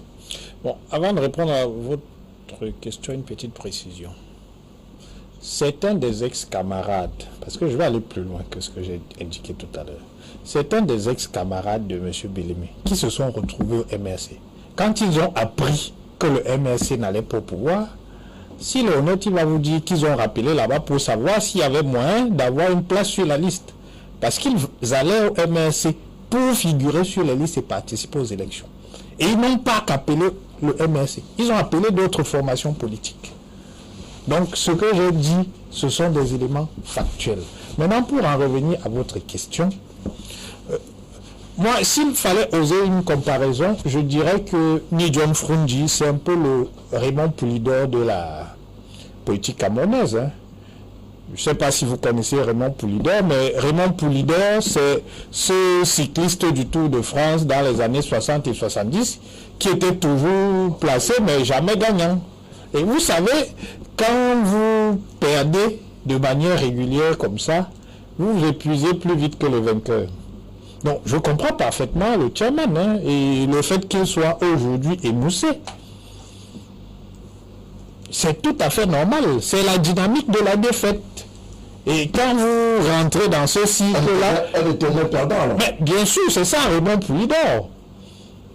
Vous êtes tout le temps second et vous épuisez plus que le vainqueur. Donc, même si vous avez le même âge, votre organisme n'est pas atteint de la même façon. Parce que les combats, vous ne les avez pas vécus de la même façon. Vous n'avez jamais eu la possibilité de savourer une victoire. Celui qui remporte les élections, mais comprenez bien qu'il se régénère et qu'il a envie de repartir devant les populations pour redemander le suffrage. Mais celui qui perd 1, 2, 3, 4 élections, il se demande s'il faut continuer à aller se prendre des camouflets, parce que ce sont quand même des camouflets. Oui, le chairman, bon, le SDF n'était pas là en 97, mais depuis 1992, ils sont régulièrement aux élections. Et les résultats sont sans appel. Le champion du RDPC inflige toujours une défaite magistrale au chairman. Mais il a 88 ans aujourd'hui. Est-ce qu'on peut s'attendre à ce que Paul Biya, président national du RDPC, suive la logique du chairman, se retirer dans le parti, et, même s'il reste une bibliothèque dans le parti, qu'il serve davantage de conseiller plutôt que de véritables acteurs, de piliers, de tête de proue? Non, ce que j'ai indiqué, c'était le premier moment de ma réponse, et c'était pour vous indiquer que selon que vous soyez le vainqueur ou le second, vos dispositions à ressolliciter le suffrage des Camerounais ne sont pas les mêmes. Des élections. Donc l'envie de retourner devant les citoyens, moi je comprends que ce soit difficile. Je comprends que ce soit difficile pour lui. Et s'il avait eu cette envie, il serait retourné en 2018, et c'est après ce moment-là qu'il aurait indiqué que bon, j'ai décidé de me retirer. C'est que même en 2018, bon, il n'y avait plus cette envie. Il ne sentait pas que son appel pouvait être entendu par les Camerounais. Mais à chaque fois que le président Biya se présente devant les Camerounais, c'est un plébiscite. Pourquoi vous voulez qu'il réfléchisse et qu'il se pose la question? Non, il n'a pas à se poser la question. Maintenant, je suis désolé pour vous, ce sont les faits, et les faits sont les faits sont têtus, comme disait Khrouchtchev. Donc, maintenant, j'ai indiqué tout à l'heure que le chef de l'État, dans son adresse aux jeunes du 10 février dernier, 10 février, a indiqué que la transition générationnelle était en marche. Le chef de l'État ne considère pas qu'il vivra éternellement. Donc, effectivement, non. Le chef de l'État, c'est un être humain comme vous et moi. Il ne considère donc pas qu'il vivra éternellement. Et il a indiqué que la transition générationnelle va se faire dans un certain nombre d'instances. L'Assemblée nationale, le Sénat, le Conseil régional, ainsi de suite. Donc, nous on attend sereinement que les choses se fassent dans le bon matière, c'est-à-dire la Constitution. Merci beaucoup à vous, Dr Rifoué. Sur cette question de transition générationnelle, doit-on y croire? Le chairman se veut être le précurseur peut-être d'une nouvelle dynamique en la matière, mais peut-on espérer véritablement que le départ du chairman du SDF donne plus de perspectives, plus de dynamisme même au sein du SDF? Non, on ne peut pas le penser. La politique, c'est d'abord les réalités du terrain. La politique, c'est la vie quotidienne. C'est elle qui détermine l'émergence d'un leader, d'un individu, d'un élu, etc., etc. Alors que le président Biya parle de transition générationnelle, vraiment, ceux qui veulent y croire, libre à eux. Mais ce qui est réel, ce qui est palpable, c'est une politique qui est menée par-delà les générations. Et quand vous avez une culture de RDP6, que vous ayez près de 90 ans comme Paul Biya, ou 30 ans, ou que vous soyez à mi-chemin à 60, vous voyez le Cameroun de la même façon. Alors que ce soit lui ou un autre plus jeune, c'est la politique qu'il mène qui va déterminer les changements que l'on attend. Parce que quand on utilise ces mots, transition générationnelle, il faut des jeunes, etc., ça donne l'impression que la politique c'est lié à l'âge et non pas à la pratique que l'on a. Si par exemple le SDF ou bien n'importe quel autre parti avait pris, comme l'UPC l'a montré, comme le Maïden l'a suivi, la résolution de mener les Camerounais vers la politique en prenant en charge les problèmes du quotidien, nous n'en serions pas là. C'est pareil pour le RDPC. S'il prend en charge les problèmes du quotidien des Camerounais, l'âge de Paul Biya ne sera plus un problème. Les gens vont prier même, contrairement à ce que dit M. Rifoué, pour qu'ils vivent éternellement. Parce que si vous résolvez les problèmes des gens vont veiller sur vous. Parce qu'ils savent que vous êtes la clé qui ouvre les portes qui sont bloquées. Donc, il faut qu'on réapprenne aux Camerounais à lier l'action politique à sa vie quotidienne. Et leur faire comprendre que s'ils ne font rien, s'ils ne s'impliquent pas, s'ils suivent des leaders qui sortent de la cuisse de Jupiter ou qui un jour du 26 mai 90 sont sortis d'une colline d'un Tarikon, vraiment il y aura toujours des messies, ça va durer 10 ans, 20 ans, et puis on va se rendre compte que en réalité ce n'était pas la solution. Parce que quand M. Rifoué parle du RDPC qui est élu, etc., il donne l'impression que les élections sont liées à leurs performances sociopolitiques, alors que ce n'est pas vrai. Une petite remarque, M. Rifoué. Foundi, il a gagné les élections quand il était au RDPC. Sauf erreur, au moment où il lançait son SDF, là, il était conseiller municipal du RDPC. Et Paul Biya, lui, n'avait pas gagné les élections avant d'être président. C'est le jour où il est devenu président qu'il est aussi. Il s'est dit que je peux aussi être candidat. Il a anticipé les élections et pour la première fois de sa vie, il était candidat. Miracle, il a gagné 99%. Donc, quand vous renversez l'ordre des choses, ça donne l'impression aux Camerounais que vos élections, là, c'est vraiment la référence ultime. Non, c'est ce que vous faites sur le terrain qui vous garantit une pérennité politique. Mais on a tellement dilué le débat politique au Cameroun que les gens croient beaucoup que c'est une forme de sorcellerie politique, ce qui ne marche pas. Ça a marché quelque temps avec Foundi, ça a marché quelque temps avec Biya, c'est en train de marcher en ce moment-ci avec un autre qui dit qu'il va devenir Boulou, je sais plus moi quoi.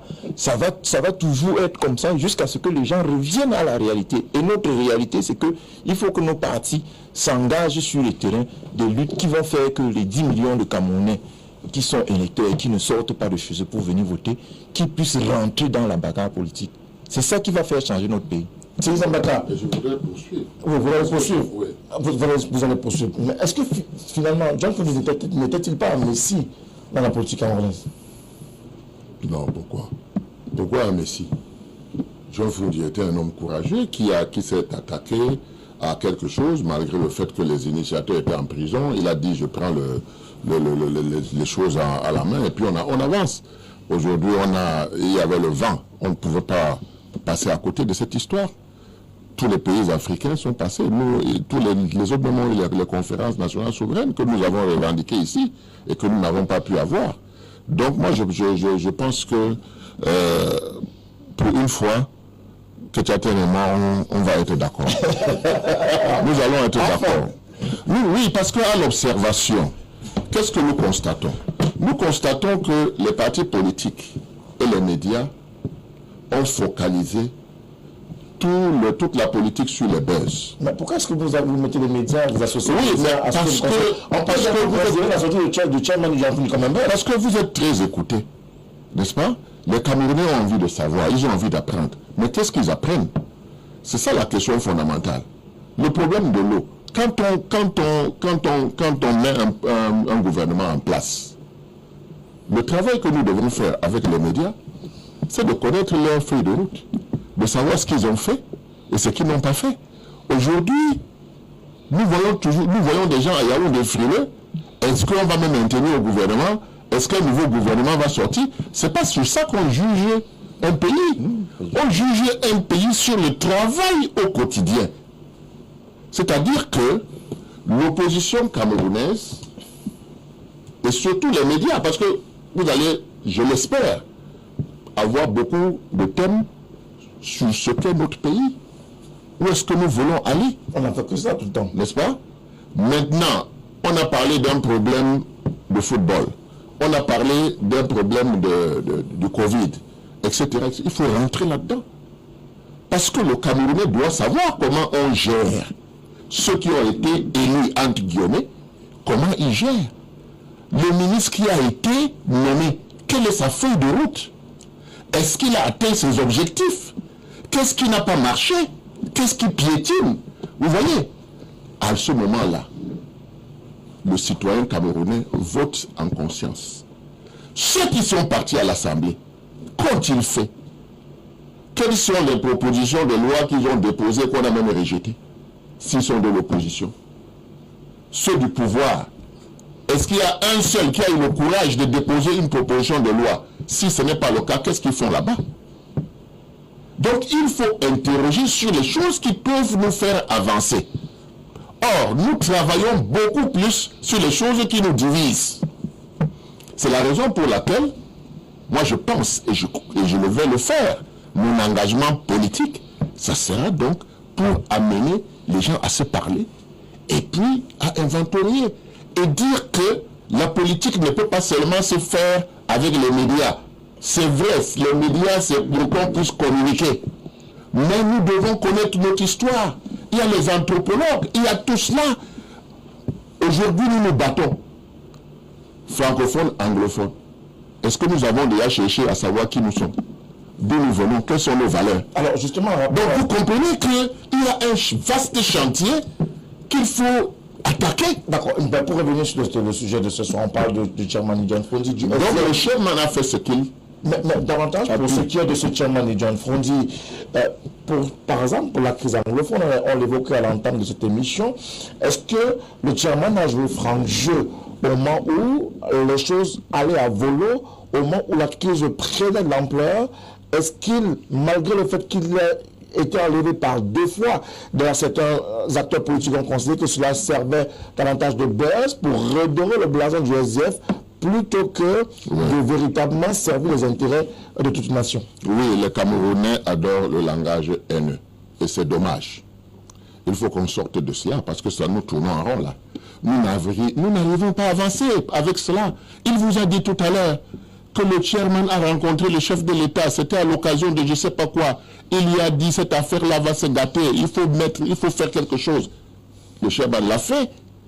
C'est pas ce que tu as dit tout à l'heure. Donc moi, je pense qu'il faut bien écouter. Hein? Il ne faut pas seulement se focaliser sur ce que les gens qui s'entre-déchirent, n'est-ce pas, disent, les gens qui sont haineux dans les réseaux sociaux, etc., etc., ils ne vont amener le Cameroun nulle part. Ils vont amener le Cameroun en arrière. Le chairman a enlevé 2 fois en plein... Il a été enlevé, il a été même maltraité. Il l'a dit. Pourquoi vous voulez en douter? Et c'est ça qui est la maladie du Cameroun. Parce que en 90-91, il y avait des gens que le pouvoir envoyait dans nos réunions. on ne les mettait pas dehors. Mais quand venait l'heure pour signer, ils se retrouvaient dehors eux-mêmes. Vous comprenez? Donc, la politique du rejet systématique là, ce n'est pas une politique qui peut profiter au Cameroun, parce que le Cameroun, de toutes les façons, doit se faire avec tous les Camerounais. Donc, cette affaire de rejeter les gens, de tirer sur les gens, ça ne nous a pas avancé. Ce n'est pas demain que ça nous avancera. Nous avons un intérêt commun. Nous aimons le Cameroun. Il n'y a aucun parti politique qui déteste le Cameroun. Même le RDPC aime le Cameroun, même s'ils s'aiment plus que le Cameroun. Mais ils aiment le Cameroun. Mais seulement ils se comportent mal. Parce qu'ils sont égoïstes et ils ne savent pas que c'est le gâteau national et qu'on doit partager. Regardez ce qu'ils ont fait de décentralisation. Ils ont pris des gens. Mais regardez ce qu'ils ont fait de décentralisation. C'est dans votre studio ici. C'est ici à LTM. Comment baptiser monsieur décentralisation il y a 10 ans. Oui, je suis d'accord. J'attirais l'attention des gens. Je disais que attention, ce n'est pas la décentralisation qu'on a discuté à la réunion tripartite. On va la dévoyer, on va la dévoyer, on va la dévoyer. Aujourd'hui, vous vous étonnez que le gouverneur vient installer le conseil régional. C'est normal. Mais c'est pas la question ce soir. Et vous vous étonnez qu'il s'habille en blanc. C'est ça qu'on a appris de la colonisation. Il faut qu'on se le dise. Vous croyez que quand eux s'habillent en blanc pour installer le conseil régional, ça veut dire quoi? Ça a une signification. Donc quand nous ne voyons pas ce qu'on doit voir, et on se perd dans des conjectures et tout cela, nous ne pouvons pas faire avancer notre pays. Notre pays ne peut avancer que si nous dialoguons sur des sujets qui nous unissent. Alors pourquoi il n'y a pas, au-delà de 92, où il y a eu la possibilité de cette union, pourquoi le chairman John Frondi ne s'est pas porté en véritable leader de cette opposition, l'a conservé, j'arriverai à lui, l'a conservé, de telle sorte que cette opposition reste unie, forte face au RDPC. Vous êtes un leader de cette opposition-là. Oui, c'est pour cette raison qu'il est bon de revenir souvent en arrière. Il y a eu des erreurs.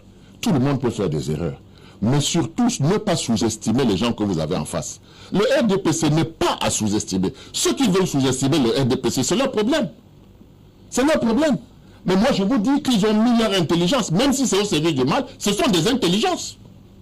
Quand je vous dis que je ne connaissais pas Rifoué comme je l'ai connu ce soir, ben, je me découvre, mais c'est dans leur style, parce qu'il a rejoint la barque. Mais cela empêche au chairman de porter la voix de cette opposition. Là, vous donnez l'impression que le chairman a sous-estimé le RDPC et du coup, s'est laissé embrigader par ce RDPC au point de ne pas pouvoir... Mais non, la locomotive de l'opposition. Parce que vous parlez seulement du chairman. Vous ne savez pas que c'est un parti démocratique où les gens discutent, où ils ont des réunions, n'est-ce pas, du bureau politique, etc. Vous appelez ça le NEC, n'est-ce pas, dont les gens discutent et ils se parlent. Probablement, la tendance peut emporter sur l'autre. Et je peux vous dire que c'était une erreur. C'était une erreur parce que la dynamique devait continuer. Tant qu'on n'a pas eu la victoire, la dynamique doit se renforcer. Vous voyez? On ne doit pas s'arrêter au fait que, bon, comme nous avons gagné, on nous a arraché ça. Tout le monde vient entrer. Ça, c'était une erreur.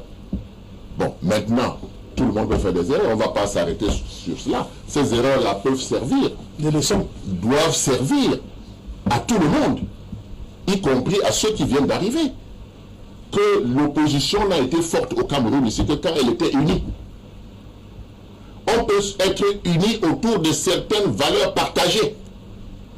On ne peut pas être unis sur tout. Mais on peut être unis sur des valeurs partagées. Mais quelles sont ces valeurs partagées? Depuis, l'opposition avait des laboratoires. Est-ce que l'opposition a encore des laboratoires? Quand on se retrouvait et qu'on avait un problème, on envoyait au laboratoire.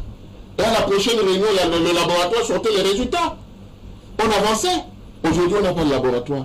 Parce qu'on ne se parle pas. D'accord. Voilà le problème du Cameroun. Il ne faut pas chercher de midi à 14h. Il ne faut pas indexer que celui-là travaille pour le pouvoir, l'autre ne travaille pas pour le pouvoir. C'est des faux problèmes.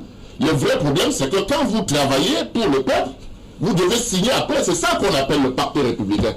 Qui a travaillé pour le peuple ou bien il a travaillé pour son propre compte? Non, parce que s'il travaillait pour son propre compte, le chairman a eu plusieurs fois des groupes parlementaires à l'Assemblée. Vous savez, où il devait être président d'un groupe parlementaire. Il a eu des vice-présidents de l'Assemblée nationale qui sont des postes lucratifs. Il quitte la scène politique, il quitte la scène, il n'a pas eu de poste électif. Il n'a pas eu de poste électif, il est resté chairman jusqu'à son annonce. Cela veut dire qu'il n'a pas été un bon leader aussi.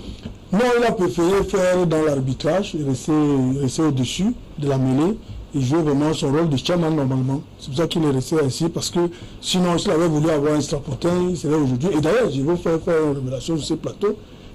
La première discussion que le pouvoir a engagée avec l'opposition, notamment avec le chairman, c'était au lendemain de présidentielle de 1997, où c'était une délégation du RDPC qui a rencontré celle du SIF. Le RDPC a proposé au SIF un poste de Premier ministre avec 5 départements ministériels. Et le SIF a dit que non, si nous avons accepté de vous rencontrer, c'est pour trouver des conditions, comment on peut organiser les élections de manière transparente. Parce que celui qui perd félicite celui qui a gagné, et vice-versa. Donc, ça n'a pas été le cas. Si le chairman avait voulu être Premier ministre, il serait nommé Premier ministre en 1997. D'ailleurs, c'était au lendemain du boycott SIF, UDC, UNDP, des présidentielles de 1997. Et c'est le lendemain, au refus du SIF, que le président Beloroba est devenu ministre d'État jusqu'à aujourd'hui. Parce que le chairman avait refusé, avec le SIF, ils avaient refusé d'entrer au gouvernement. Et si c'était le cas, il aurait puisque c'était, vous savez, la Constitution de la République du Cameroun dit que le gouvernement applique la politique définie par le chef de l'État. Ce n'est pas un gouvernement d'union nationale de transition. Non, c'est un gouvernement que vous allez appliquer. L'OISM ne peut pas donc se retrouver dans un gouvernement pour appliquer la politique définie par le chef de l'État, qui est une politique contraire. Contrairement à ce que quelqu'un a dit tout à l'heure, l'OISM était effectivement un parti de gauche, du centre-gauche, qu'on appelle, nous sommes les sociaux-démocrates, et nous avons une autre vision de la société qui est basée sur la forme fédérale, et que le RDPC est dans un système de décentralisation centralisé, donc nous ne partageons pas la même vision, nous n'avons pas les mêmes valeurs. Mais sauf que il peut avoir toujours, c'était pas exclu, il peut arriver qu'il y ait un gouvernement d'union nationale qu'on transcende toutes ces choses, et puis pour un programme minimum qu'on se fixe, peut arriver pendant une période bien délimitée. Ça, c'est une possibilité. Mais pour revenir ici, nous avions au niveau de l'opposition l'héritage que le chairman a parti, son copain, le docteur Adamou Damdia, père à son âme, il est mort. Il y a encore d'autres acteurs vivants. Mais ces leaders-là ont laissé quand même des lieutenants tels que le président Sambaka, dont j'ai l'honneur de partager le plateau ici avec lui, qui sont des gens de qualité. Il faut que nous créions une sorte de synergie sur un point, sur un point commun, de commun accord, et créer donc une dynamique de l'opposition qui peut, comme dans les années 92, et j'appuie le président Sambaka sur ce point, et qu'on revienne au bas de ces années-là et mettre sur pied l'opposition en action. C'est très important parce que nous avons en face de nous un adversaire politique qui ne lésine sur aucun moyen d'État pour pouvoir écraser son adversaire. Et la politique étant quelque chose d'essentiellement de rapport de force, mieux on est plusieurs en créant un front commun, mieux nous sommes plus forts et qu'on peut reculer l'ordre gouvernant. Et donc, à revenir sur ce que le chairman et tous ces autres compères ont fait dans les années 90, et donc, M. Ketchatin, qui est mon voisin de droite ici, nous étions avec le Manidem. Il y avait à l'époque le président. Je vais vous relancer avant de vous reprendre la parole, parce que vous n'aurez plus la possibilité de parler juste après. Juste pour savoir, est-ce qu'aujourd'hui, quand le chairman s'en va, le parti se porte mal, il y a la possibilité de redorer le blason du SDF? Oui, effectivement, il y a un débat au sein du parti en ce moment. Un débat extrêmement important où la majorité des militants veulent qu'on revienne au bas des années 90, c'est-à-dire les fondamentaux du SDF. Et ça, je me sens réjoui, je me sens, je me dis, et donc c'est une assurance que le SDF ne peut pas mourir parce que les gens sont toujours mobilisés. Et c'est un débat qui fait rage, et qui de plus en plus emporte sur ceux qui pensent que nous devons rester un peu mous, mais les gens rentrent. Et ça fait peur à M. Rifoué, excusez-moi de vous citer, parce que ça leur fait peur que le SDF rentre dans le BABA des années 90, et ça c'est une situation qui ne les intéresse pas. C'est que vous avez de longues oreilles, vous suivez tout cela, et c'est ça donc, pour moi, si on dit que non, il y a le SDF qui va à l'OMRC, non. Il y a un État essentiellement formé. Et puis de deux, le MRC est un parti politique, il faut que je le précise ici.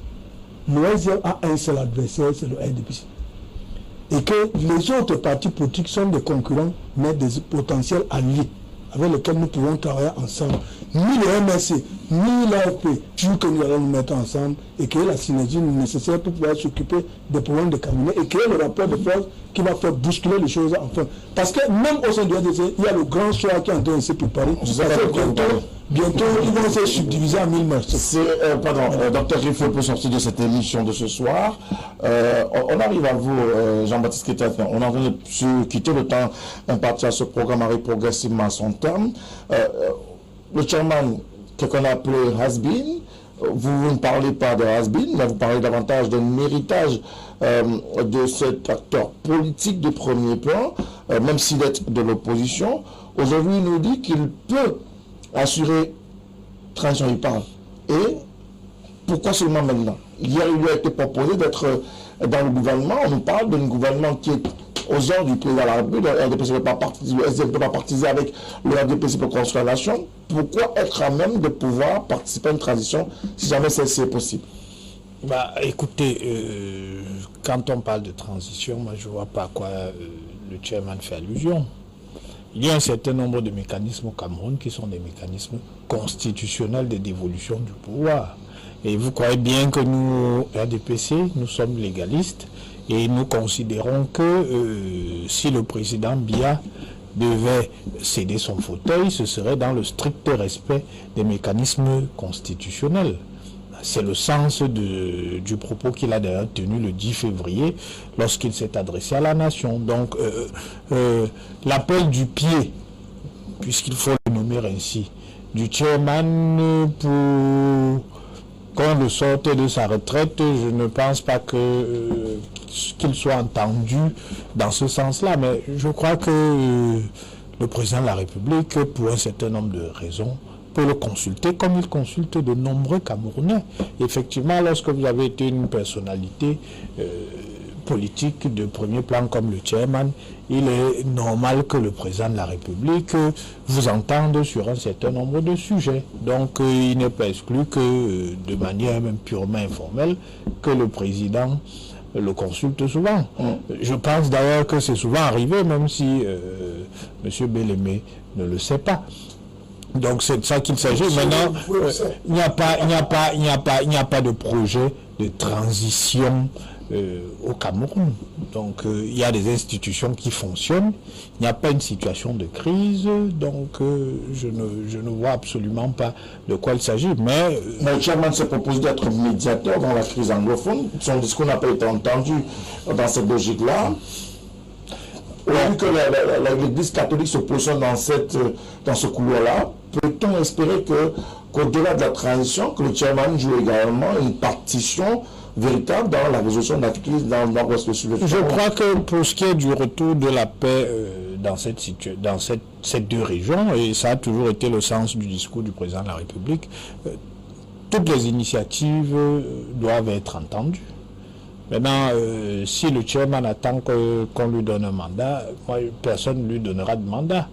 Ceux qui ont décidé de se déployer et mener des missions de bons offices, les ont souvent menés et sont venus présenter au président de la République le résultat de leur démarche.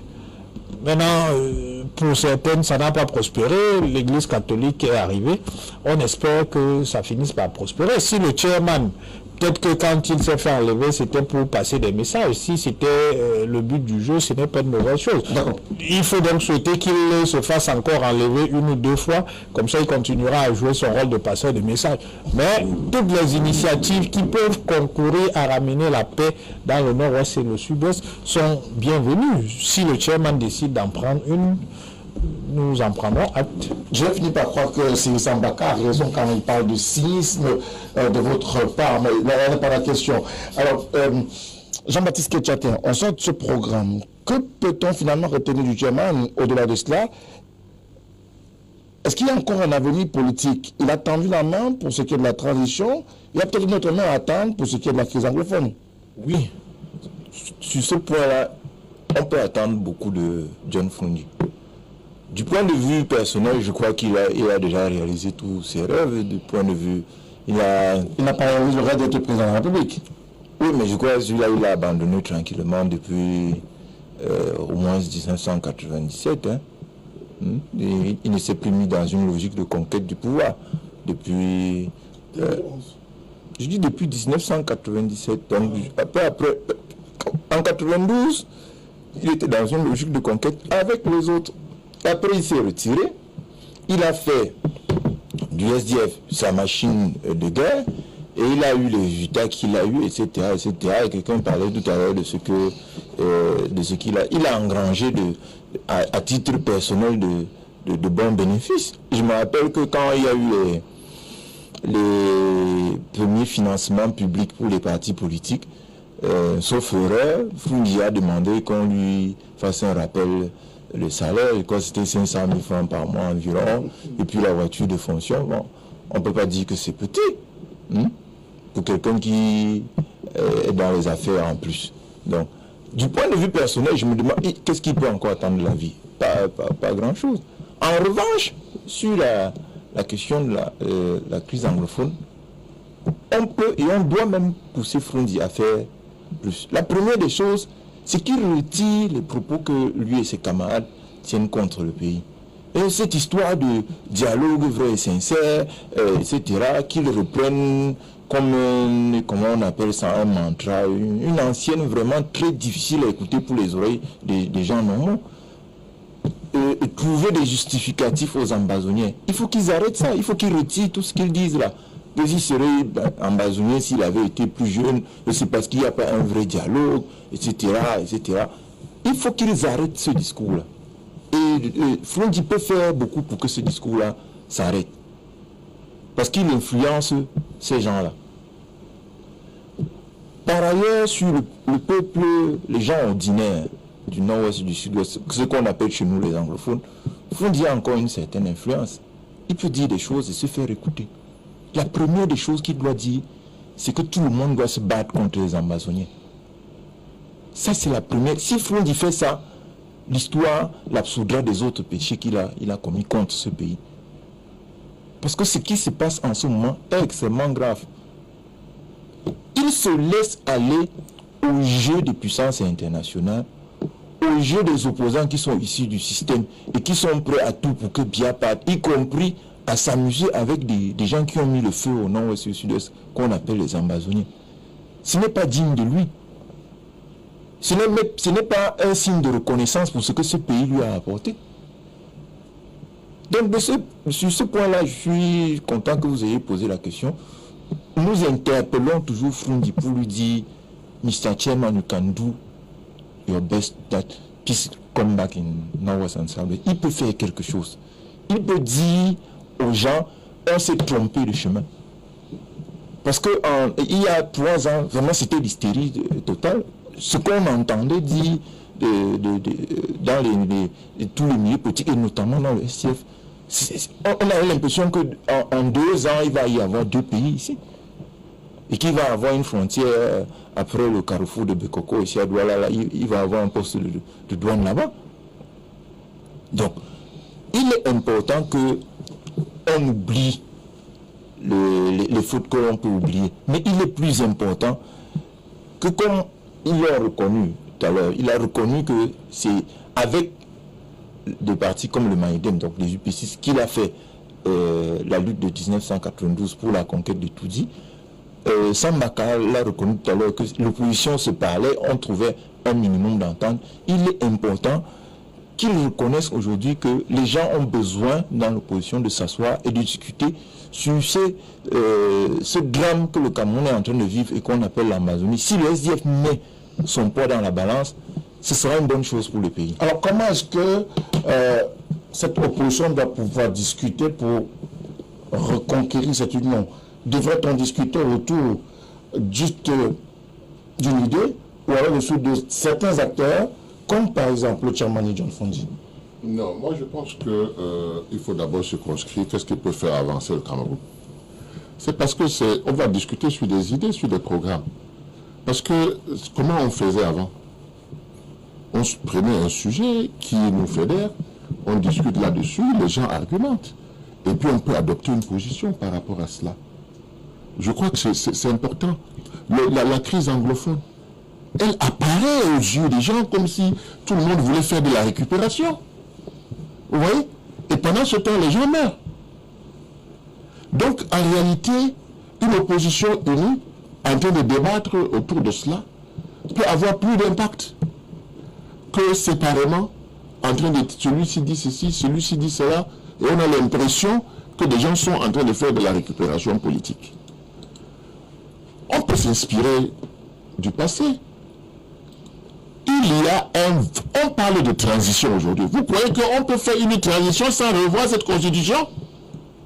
Vous croyez qu'il manque de travail pour l'opposition? Il faut travailler sur ça parce que nous avons vu le manquement. Nous avons fait quelque chose qui existe depuis 1996. Qu'est-ce que ça a produit? Ça nous a freiné, ça nous a fait avancer. Qu'est-ce qui nous a fait avancer? On encourage. Ce qui nous a fait freiner, on essaye d'en discuter et trouver un terrain. Moi, je pense que c'est comme ça. C'est comme ça que je dois travailler. C'est-à-dire une alternative crédible. Maintenant, quand je serai arrivé à ce détail qui est le code électoral, où tout le monde est d'accord, dans ma foi, les jeux pourront se faire.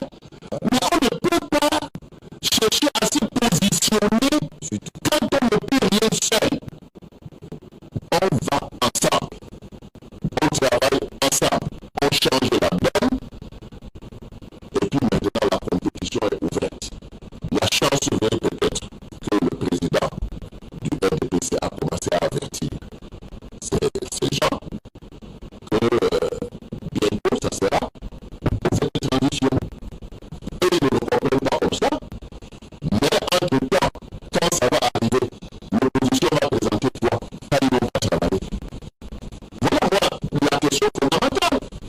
Chacun va venir va dire que c'est comme ça, et on ne va pas s'entendre. Entendons-nous maintenant. L'heure est à l'entente pour le bien des Camerounais. Pour qu'il n'y ait jamais de guerre, qu'il n'y ait jamais de fusion de sang, qu'il n'y ait pas de barbarie, parce que le pays nous appartient à nous tous. Donc, travaillons ensemble, trouvons des terrains d'entente, changeons cette constitution-là. Revoyons un peu comment est-ce qu'on va faire pour que demain, les affrontements qu'il y aura entre le conseil régional et le gouverneur, que nous puissions régler ces problèmes. Parce que c'est ça qui va faire avancer le Cameroun. Et moi, je pense que c'est un chantier qui est vaste, c'est un chantier qui est exaltant. Il y a beaucoup de travail à faire et c'est ce chantier qui va nous permettre de mettre les citoyens camerounais en confiance pour que demain ils puissent le faire. Mais je ne pourrais pas terminer sans dire une chose. Oui, c'est vrai, je ne sors pas de la politique. Je continue la politique. Et mon premier chantier, ça sera de bâtir, de tout faire pour qu'il y ait des leaders locaux. Parce que c'est là-dedans que nous allons avoir cette nouvelle classe de jeunes, de moins jeunes, qui puissent faire avancer les choses localement. Merci beaucoup à vous, Cyril Sambaka et aux autres messieurs d'être venus sur ce plateau ce soir. On va prendre les SMS qui sont très nombreux également ce soir, comme tous les soirs, lundi, mardi, mercredi, sur Télévision du Monde. Bonsoir à Frédéric Moukouma, excellent débat. Monsieur Cyril Sambaka, peut-il nous donner l'objet de sa démission de l'EDC? Elle a longuement été débattue en Cameroun ce soir. Ce n'est même pas d'ailleurs l'objet du débat de ce soir. Parler du RDPC est très facile, mais l'UDC, dans cette partie, a prouvé qu'il était pire que le RDPC. Ne parlons plus du SDF qui est aujourd'hui à l'ombre de lui-même. C'est Carlos Mbondi qui nous écrit de l'Yaoundé dans le cadre de ce programme de ce soir. Bonsoir à vous sur le plateau. Courage à M. Cyril Sambaka pour la vérité sur la télévision du monde. Signé M. Ngapot depuis Yaoundé également. Autre réaction qui nous a été envoyée ce soir. Alors, le testateur nous a simplement dit félicitations à vous d'avoir évoqué la question du chairman qui est aujourd'hui juste une figure sans rien pour le peuple camerounais. Bonsoir à tous. Juste pour dire à Cyril Sambaka qu'il est pour moi l'homme politique le plus constant, le plus mesuré, le plus cohérent de toute la sphère politique camerounaise. Il reste fidèle à ses idéologies. Chapeau Cyril Sambaka, Dr Aïdjo depuis Yaba, pas Aïdjo Mongwat, non, mais Dr Aïdjo qui lui est à Garoua. Une autre réaction, cette fois-ci, elle nous vient du Gabon. Bonsoir à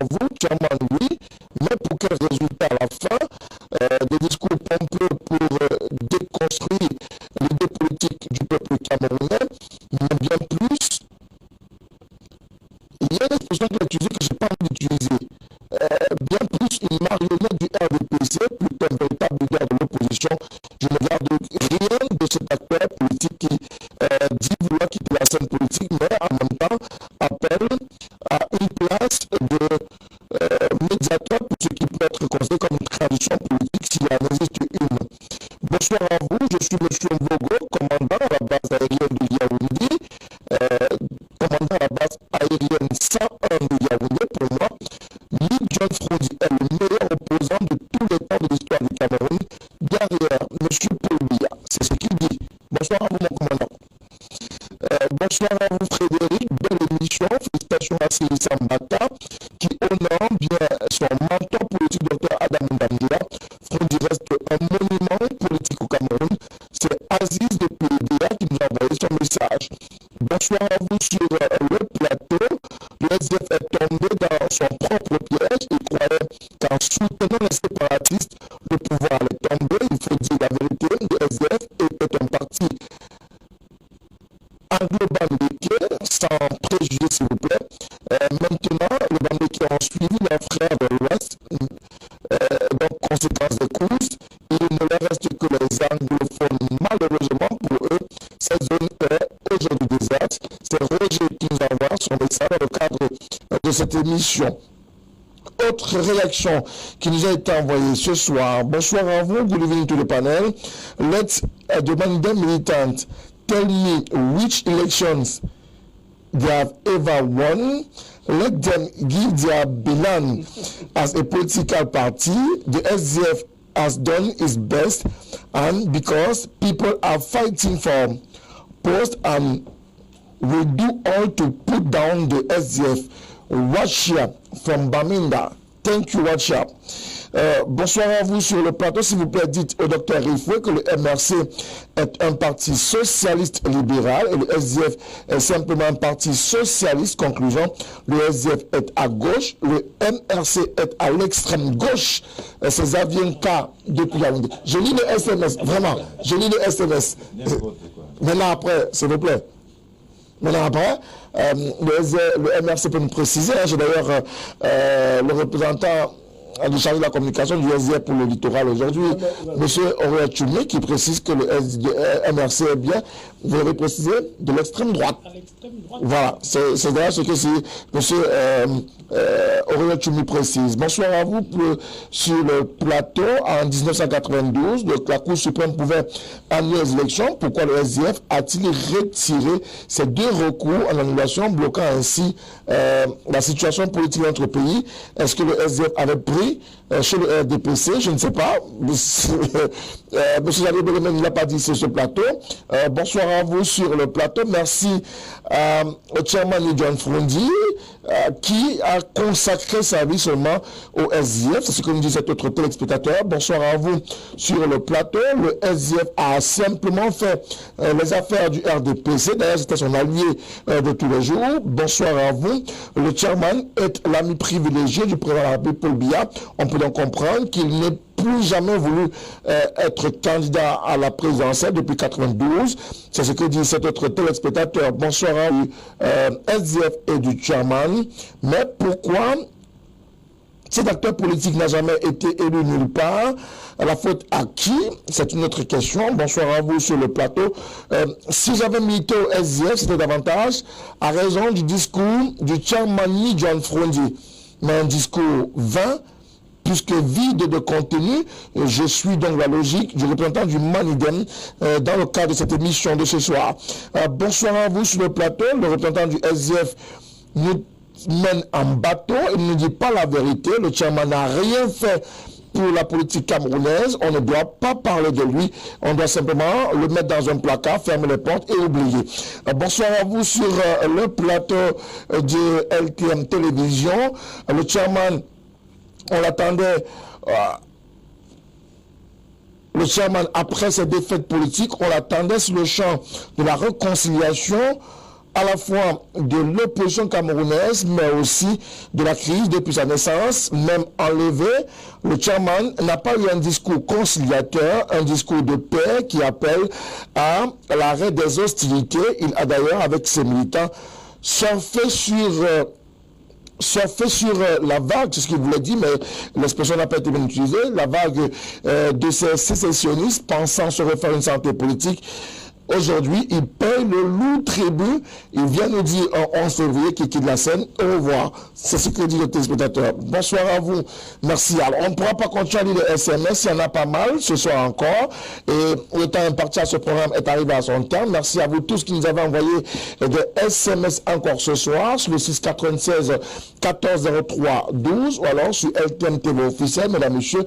Merci à tous ces messieurs, notamment Xavier Bellemé en an, à qui on renouvelle nos meilleurs vœux pour cette année de plus, ce 16 février.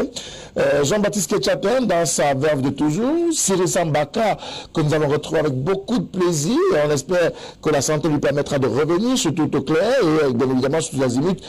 Docteur Ifoué, du Rassemblement démocratique peuple camerounais, messieurs, merci d'être venus ce soir. Prenons langue ce mercredi 21h, si peut-être à Dieu.